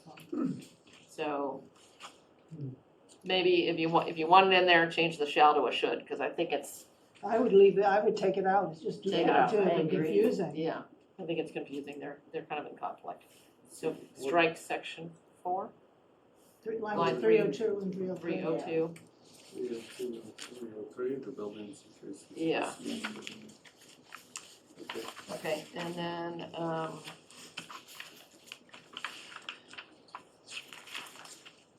then my next comments are in materials, so I'll pause and wait for other people, and then go on to materials, because I have a bunch more comments in there. I have a comment about, corner lots, let me see if I can find them. Going between different things. Okay, so it's, line 308 on the new version. All facades visible from a public right of way shall be treated with similar care and attention. I mean, shouldn't it be all facades? Because we gotta think about the neighbors, right?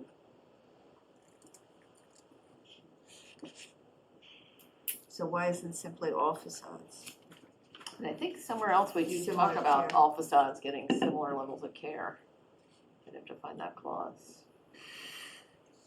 So you're saying strike from a public way? Right, visible, all facades visible, yeah, that's All right. visible facades. That's intended to be for a corner lot. It's a though, corner Sandy. lot, yeah. Right, but they're gonna be neighbors on the other sides of it, right? I mean, so you want everything, I all think that was facades treated intended to with. be exposed on 2 sides, then treat them both like Yeah, they're the same. front. That's Well, what that's intended to be. It's under corner lots, not in. Because right, often no, your no, back I is different. understand that, but a corner lot has neighbors that are not, Yeah, but often your back is different than your front. but you want the same care. Anyway, No, I appreciate what you're saying, but that's particularly for the 2 street-facing elevations of the building. But you can't have one that's, Except there is no real back here, because you have Because 2 of the corner, sides. yeah. You have 2 fronts and 2 sides, so I think what you're saying is that the sides face the neighbors, there's no back that Right. faces the woods.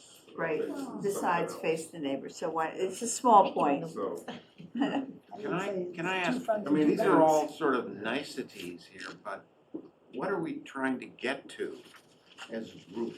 Something that goes to the planning board on Monday, To get the planning board to approve it? Yes. to send it to And the And then it select goes to the board. state. Are these questions, my question is, are we taking our time in the most economical way to? Probably not, but that's. Well, I realize you've passed your meeting limit. Can I just raise a question about that? Precisely. Yes. So, I provided these comments in mine, and they weren't picked up in my comments that I forwarded to Mark, and they weren't picked up in the other sort of collective comments. So that's fine, but I do wanna have a forum to discuss I these. agree. So if it's not tonight's meeting, that's fine, but I don't wanna just say, and like, it's true, it's not the stuff that's gonna get the state, this is about design standards, but these are important for the expression of This these. is going to EOHIC, isn't it? Yes, it is. So I think the point is that we very much want the EOHLC to see Everything we're, what we're going to be As putting in. close to Okay. final. We don't Yeah. want to Right. cause a bad surprise for us. Okay. And you two were probably our design professionals, so I'm interested in hearing. yeah, So so I have more comments. Yeah. So go My ahead. opinion of these things is, it's very detailed and it's very specific. Anybody reading this that is planning to do anything in the town, in this district here, this is very specific. This is basically saying, follow this model. That mold is really cast right there. And if you follow this in terms of fenestration, material selection, entry points, porticos, material, fascias, soffits, everything is Prescriptive. ideal. I'm certain the state isn't gonna take issue with anything we put in here. There certainly may be some fine tuning necessary to be done here. But as far as for our discussion, for what we're intending to do, I found the design features to be quite enlightening, this sort of thing. I thought it was actually pretty good. And they were based on, I believe, the work that three architects Yeah. did. Yeah. Richard. Yeah, I mean, we haven't read the stuff that Gary Yeah. did. Yeah. Gary Tiffany, it reads very much like this in here, and Yeah, it was good reading. It doesn't say you must do this, you must have 4-inch exposure on your clapboard, wood cedar clapboard side. It doesn't go into that level, but it does suggest follow the design motif that's already been established within the town at large and within the downtown too. So I think frankly, they're fine for what they are. They're not controversial from my perspective. So I'm curious to know what additional thoughts Laura has. Okay, yeah, I'm in agreement that generally they're good, I'm just making some adjustments, and I don't think it's anything the state's gonna care about, but in the spirit of trying to get it all out there. So let me jump ahead to materials, which is line 385. And under materials, get my lines to match up here. It's actually under section 9, which starts at 405. So under section 9, where we're talking about architectural elements, we say the use of natural materials where feasible is strongly encouraged. We talk about what types of materials those are. 405. 405, yeah, sorry, I jumped down to some under materials. So, I think that's all good. We're silent on it applying to landscaping, so I think we wanna add the clause to architectural and landscaping. And we may wanna prohibit vinyl or plastic fencing and gates and other fixed furnishings. And, I Site elements. hate to yeah, prohibit newer technology. including plastic, you wanna see plastic fencing? Well, there's some nice composite fencing that looks like wood and it lasts longer. There's cheap stuff and there's good stuff is the problem. Yeah, I think That's true. that this isn't going to discourage it. I mean, we handle this in the historic district easily. If you have a material that looks exactly like Yeah. the original natural material, it's generally gonna be. Right, which, yeah, so maybe if we stay away from what materials are prohibited and just apply it to architectural and landscape elements and encourage Sure, building in natural, What in do you general think way, of we this, should. Laura? What do you think of this in line 531, talking about additional materials, include clapboard, brick, concrete, masonry, wood, cementitious, fiberboard, manufactured, limestone, cast stone, and so on and so on and so on. Cementitious stucco may be appropriate. So they did venture away from the traditional materials and Yeah. did go with more contemporary materials. Well, and now- then maybe more affordable materials. And I'm, Yes. yeah, I think that's all okay. I like your suggestion about landscape though. I would just extend it to landscape, so we try to communicate like, well, not necessarily wanna see shiny white vinyl fencing. Anybody Um, object to saying architectural and landscaping elements? Okay, thank Okay. you, I'll keep We moving. already have that in our site plan though. You probably do, but But this is chod specific. Which is more, And Laura's into Which to is- landscaping, so let her have it. We're mixing and matching though, sometimes we say go to our so. We're just not A being line, consistent. This is though, I mean, to your point though, this design, Yes, it's what we do. Sarah, these design standards are unique and they're very specific about what, so we're saying for this chod. limited project, right. you have to follow these guidelines, but for everybody else in town, you're, Yeah, there are gonna be some townies that they had to And apply that's those to the gonna places maybe they're an building, issue, they're but gonna be a we'll problem. cross that bridge yeah, when we come to exactly, it. so It's gonna be a major point of it's exclamation for us. got a double-edged sword here. It's helping us here it and is. may hurt us elsewhere. We have to be very careful to make it clear that just because your house is located in the chod does not mean that these You standards. have to apply. upgrade it to these standards. yeah, you're just kind of. Can I raise one Okay, question? yeah. Yeah, I keep thinking of the practical aspect. You got me thinking about this. So if I have a house and I have the house is big, I wanna convert it to make it 2 or 3 units in that house here. Do I have to now, and it doesn't fit the mold of these design standards, do I have to change my design? No. Change the materials? Add a front If facing? you're converting to a multifamily, which is 3 or more units, yeah, you'd have to apply. You do. Unless you kept the same footprint and you were in the general district. That's right. If you're in the general district, You don't need to, you're already allowed to do it. You already You know. don't, keep the and you same don't footprint, change the you're already footprint. allowed. Okay, if you're not though. If you're on Pine Street and you're Well, I thought these over here designs, somewhere. You're in the the chod. guidelines, we can't say you have to. They would be for changes, I would think, not. Yeah. so maybe that should be under applicability, we should, development standards in the chod are applicable to all chod multifamily development. Except those with no exterior changes or something like that. I don't know, let's I just would not, not let's not just- worry about that, and then. don't get burdened by Yeah, it. and if somebody comes in and they're not changing the exterior of my home at all, then I think a reasonableness Yeah, provision Let- would, Let's not I was more worried about trouble opposition. ourselves here. right, Let's not lose sight, of these are guidelines. Yeah, they They're are. not Right. mandates, right. Right, okay? So if somebody comes in and he, you know, he's in this district, but, It's a contemporary home. Yeah, my some- house you looks know, like a yeah. double wide, so, Okay, shall I keep going? Yes. Get out of here. 479 under site lighting. You changed the site lighting should use shielded and full cutoff fixtures. I think we ought to take that back to shall. We could use the words dark sky compliant, which I Yes. think we use in site plan review elsewhere. I agree. Yes. I'm on a campaign to get rid of all the lights that shine on the harbor.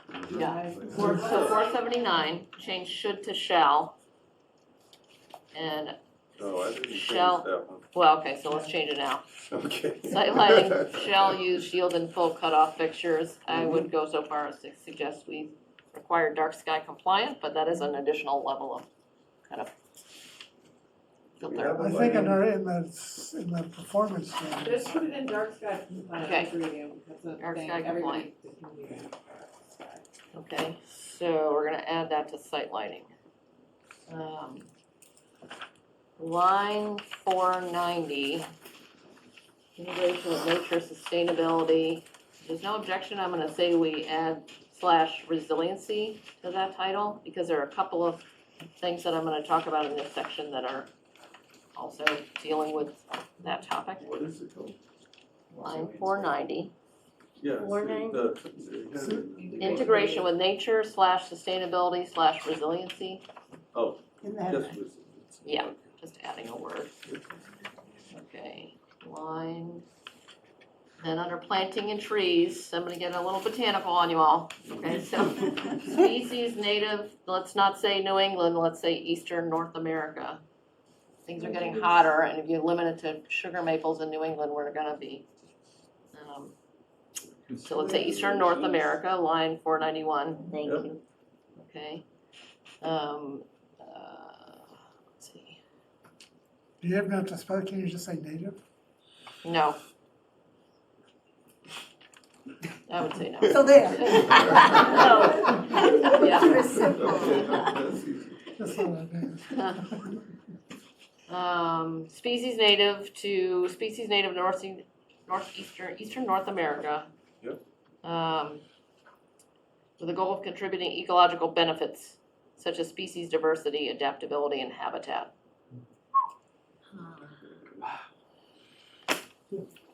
But Do you do object? we need, do we need to add that since we're ruling out invasives? I think we do, because if Okay. we're talking about monocultures, like we're trying to actually create our canopy in town that is diverse and will withstand some of the impacts of pests and disease and. Would you like to join the Friends of Manchester? Probably already a member. Talk to me when I get off the planning board. What's So the what- sentence, so- Laura? The sentence is, Yeah, I've emailed you this, okay, but, yeah. all right, let me just read it Yeah. and then for the record. So, Eastern North America with the goal of contributing ecological benefits such as species diversity, by which I mean tree species, adaptability, and habitat. And then, trees shall be located on the site to provide shade and passive cooling.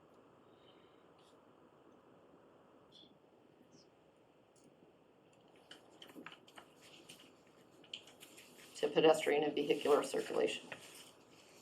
What line is this? This is just 494, I'm adding a sentence. Okay. Now I'm going to street trees, 495, actually 497, 40 feet. I'm gonna change that to 25 feet. 40 feet is way too far apart to get a continuous canopy and provide shade.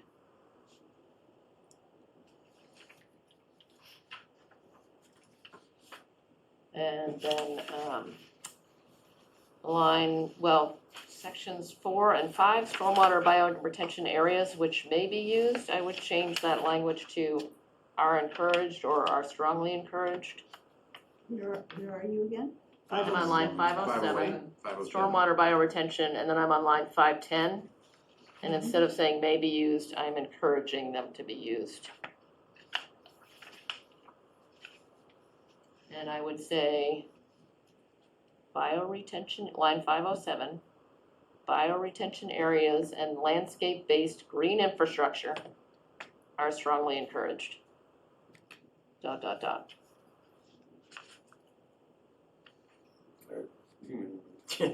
you with me? Okay. The only, I emailed you, you've got all this. Oh, You got You all did? this in mind. You Yeah, I ignored sent you her. comments on the 30th, and they just didn't get picked up in here.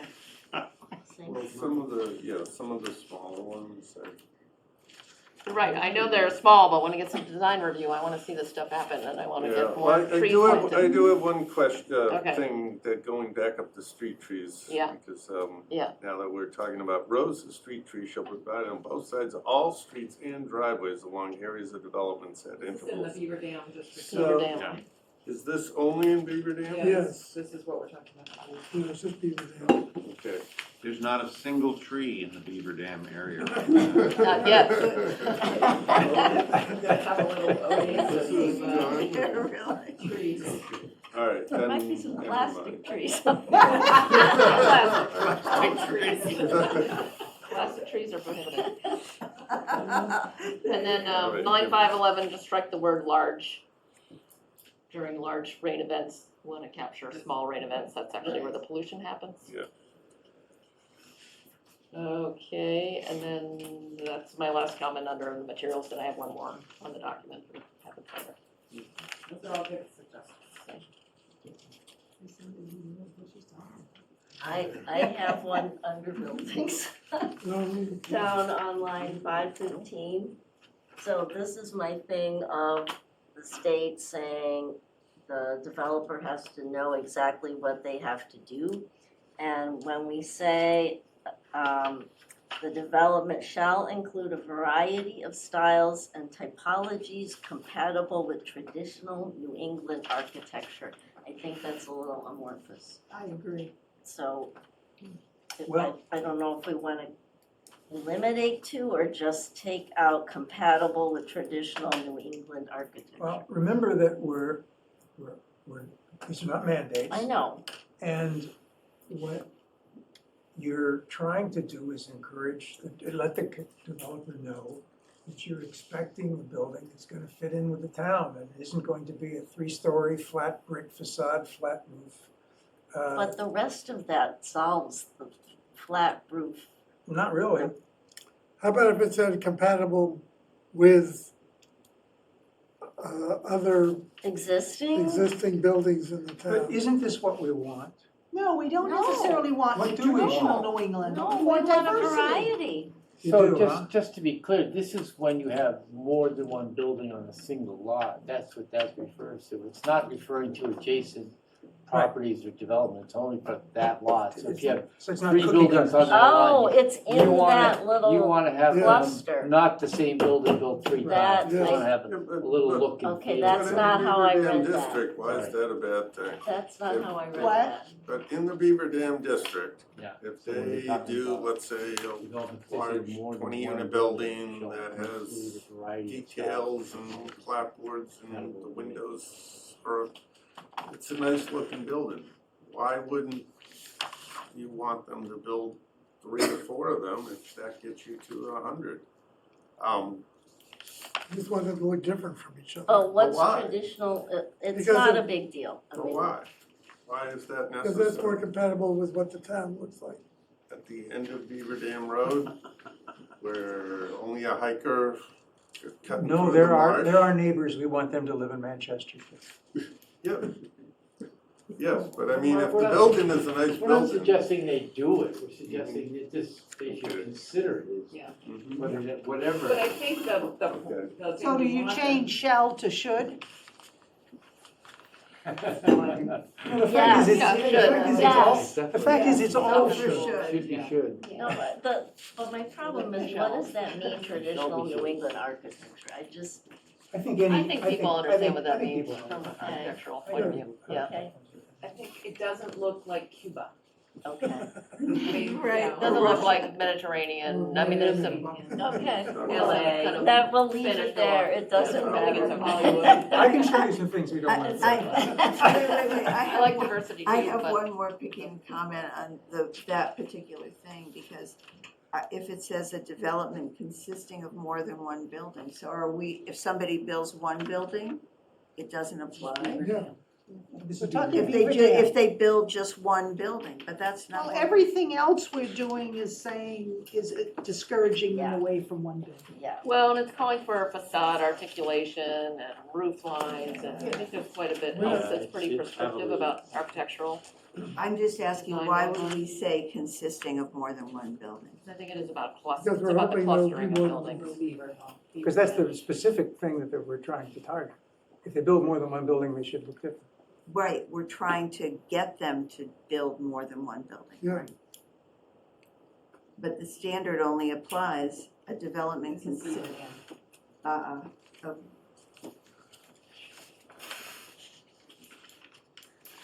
So I had something in the waiver section. Line 541. I had no idea. We came prepared with the thing, and you guys got the lines. You're screwed. It says may waive the requirements of this section 9.4.7, but we're in section 9.4.9.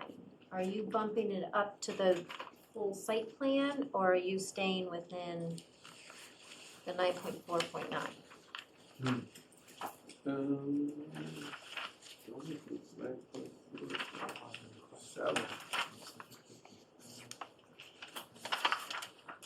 And then the overlay acronym is you need to change that. I think that's a typo, let's see what it is. McChod. is that still there? I bet it's a typo. I think it's 9.4.9. Yeah.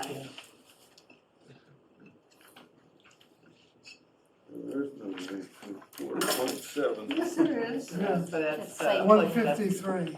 Oh, it's in 9.9. 9.4.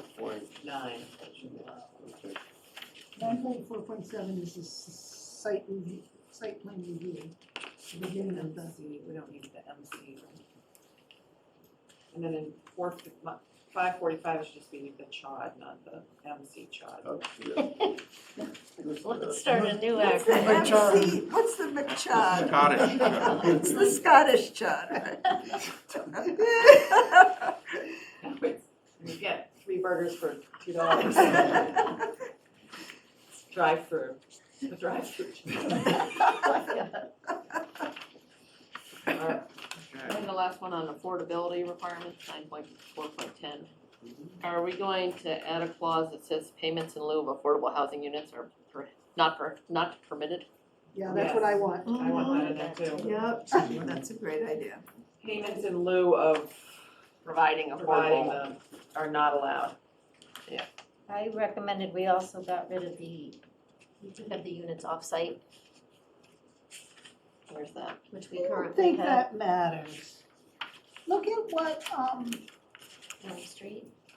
no, I'm thinking of,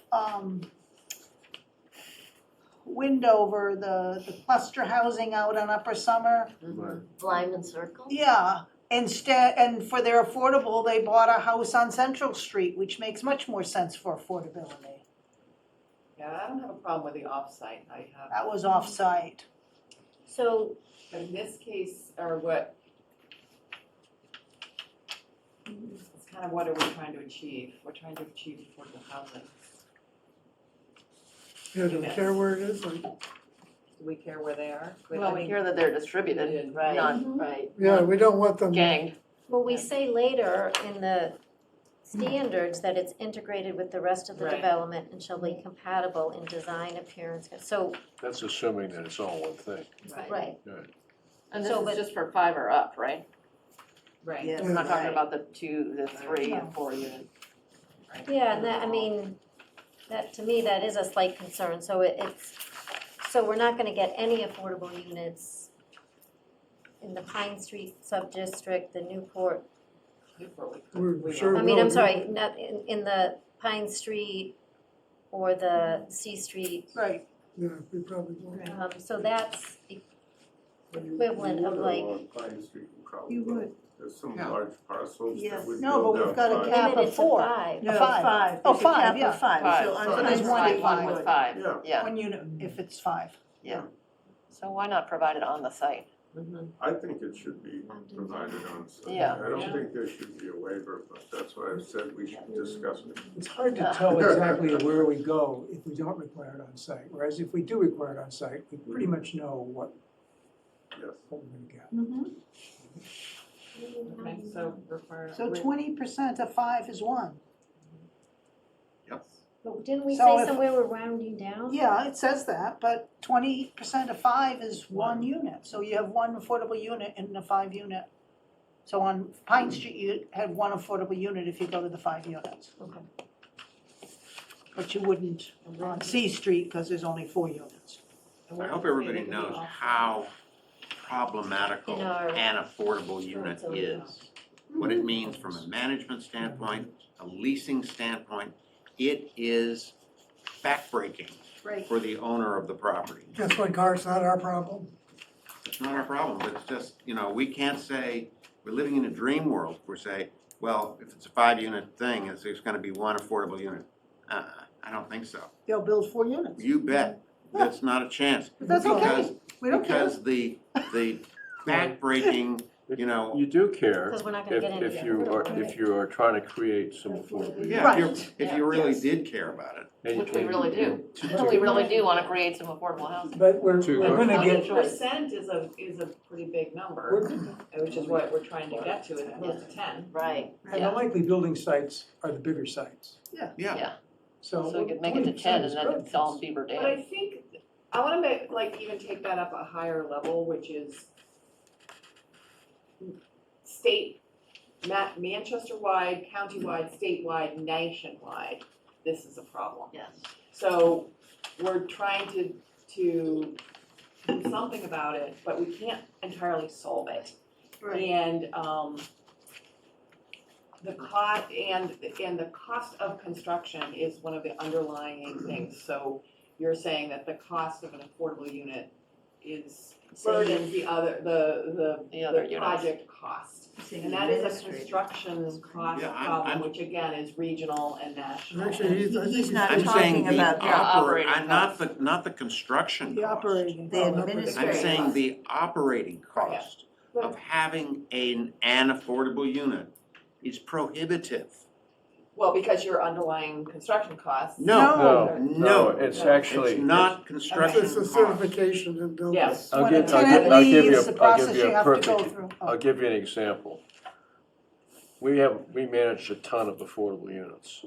We have a division of people who are charged with one responsibility, compliance. When you have a market rate unit, you have a management company, maybe a couple of maintenance people, that's it. You have reporting requirements to all these agencies. And if you don't comply, the penalties are really severe. So you have a whole layer of administrative costs that you don't have with a market rate unit. What about leasing? Tell them how complicated leasing is. So- Maybe that's beyond what we should, Yeah. I would Yeah. like to know about that, but let's try to. What'll happen is they're gonna contract with Well, I- Harborlight or something to do it for them. I think what's gonna happen is that you won't have smaller properties with affordable units. Right. I think you see that already in town. Which is fine. Where you'll see the affordable units will be in the LCD. But we will at least get Or Elm 20% Street. in Yes. those. Powder House. If you ever get those assholes. Yeah, yeah. Okay, are we, And that's has the anybody right got anything legal else term. they'd like to, Just one last question on that, so when it says the administration of it, is the building inspector, the administration of what? of the compliance with the affordable housing? Building So inspector? he's not doing the like submitting to the Oh, state. no. No, So what is he doing? he's making sure that one of those units is affordable for 20%. Let's be a little clear about that. Is that in our existing zoning? No, No, because we don't, no. Why would we make the building inspector who else can responsible? do it? The town administrator, the town planner? Is it a Who's state currently requirement? doing it? Right? Nobody. Nobody. Who's currently? Affordable Nobody's housing doing it, so trust? now we're having somebody do it.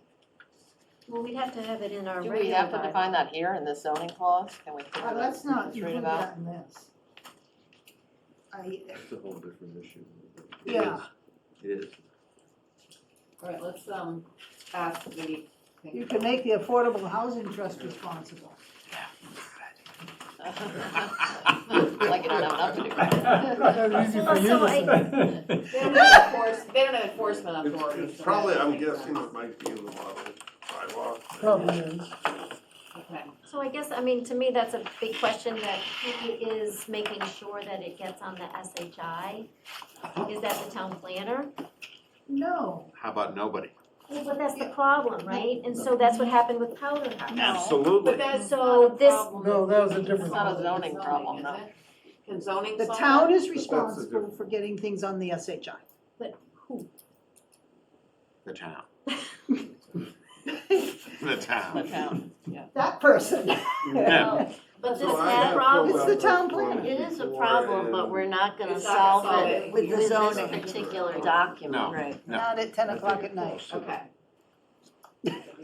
There's just a typo, if you want the typo. Yeah. Sure. I don't have the line numbers, but 9.4.10A, where you say developments with five or more, or more, just you do or more twice. Oh, we could put double. You don't want a double more? Okay. All right, Okay, are we done? I do have one more thing, and that is, I don't know if we have to deal with it now, but it's the quantum of vote issue.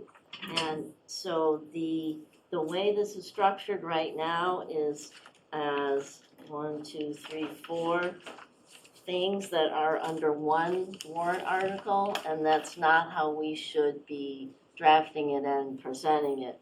it should be 4 separate articles.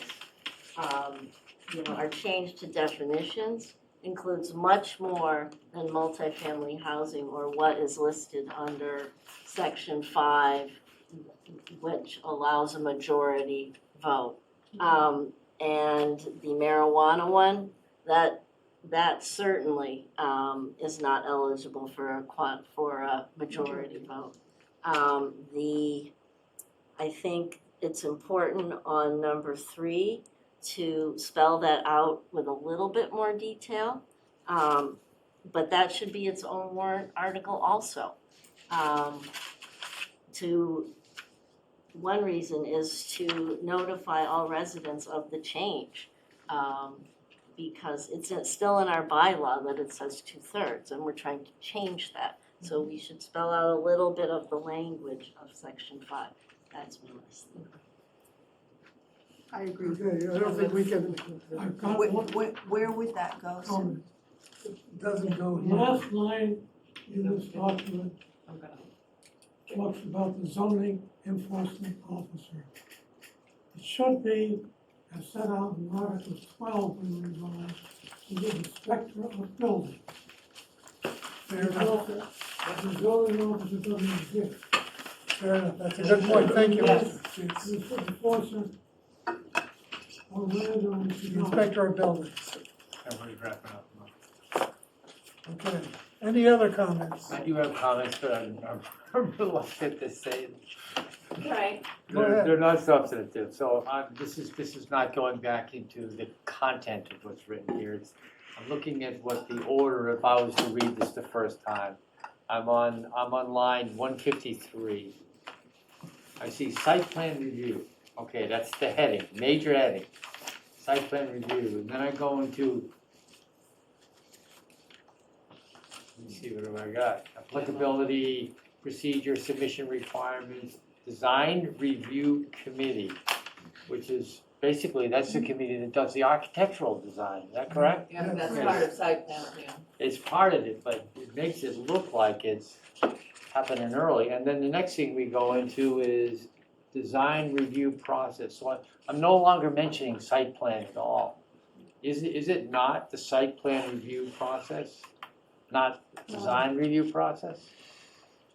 It is a site plan review process and the design review is part of it. So this committee is giving comments to the planning board. No, I got that, Chris, but I go from site plan review to design review committee, design review process, and then I go to site plan approval, and then project phasing. So The heads are not consistent. I'm not seeing that link that takes me all the way down to the path. And all I'm saying is just literally rearranging. I'd move the design review committee after what I call site plan review process. So site plan review, Yeah. applicability, site plan review process, the design review committee, and then the site plan approval gets right into there, and then standards. like Okay, that. all right. I hate to say it, but I just tried to see that logic as I walked my way through it. And I think legally it doesn't make any difference what order they're. I'm just thinking somebody, we're trying to sell this in Yeah, town, or well, someone reading right. this. and- Well, the other Easy thing is, that's site plan the review. kind of thing we can also do in the next few months. Subsequently. If we can, yeah, so I'm So- not suggesting doing And I that. think there's some of that probably Yeah. throughout. It needs Yeah. the common man sanity check, if you will. That's a good comment. All right, Okay, anything else? Move we adjourn. When's the next meeting? Should we reserve or shall we? So I think that, to the answer to that question is this planning board will discuss this and take a vote to move it to the select board on Monday. But I don't know that you need to come, you're more than Yep. welcome. And I'm not sure when it is on the agenda. It's just after the That format. Yeah, okay, so 6:30-ish, we'll do that real quick. And then,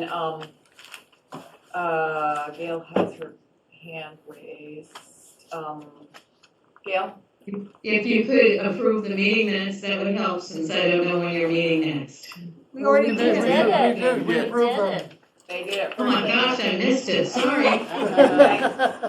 No problem, and then the select board will vote on a week from Monday, and I think a few people can go and represent. I think 17th. Yes, but I don't know that we're gonna do a presentation there, I think we'll.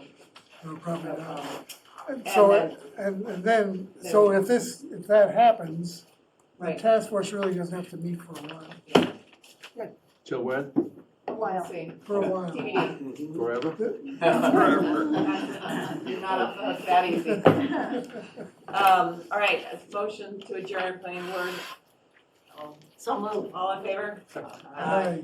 And, oh, I had a We motion got a from, motion to adjourn. We're beating you so far. Second. all in favor? Thank you. Aye. Aye.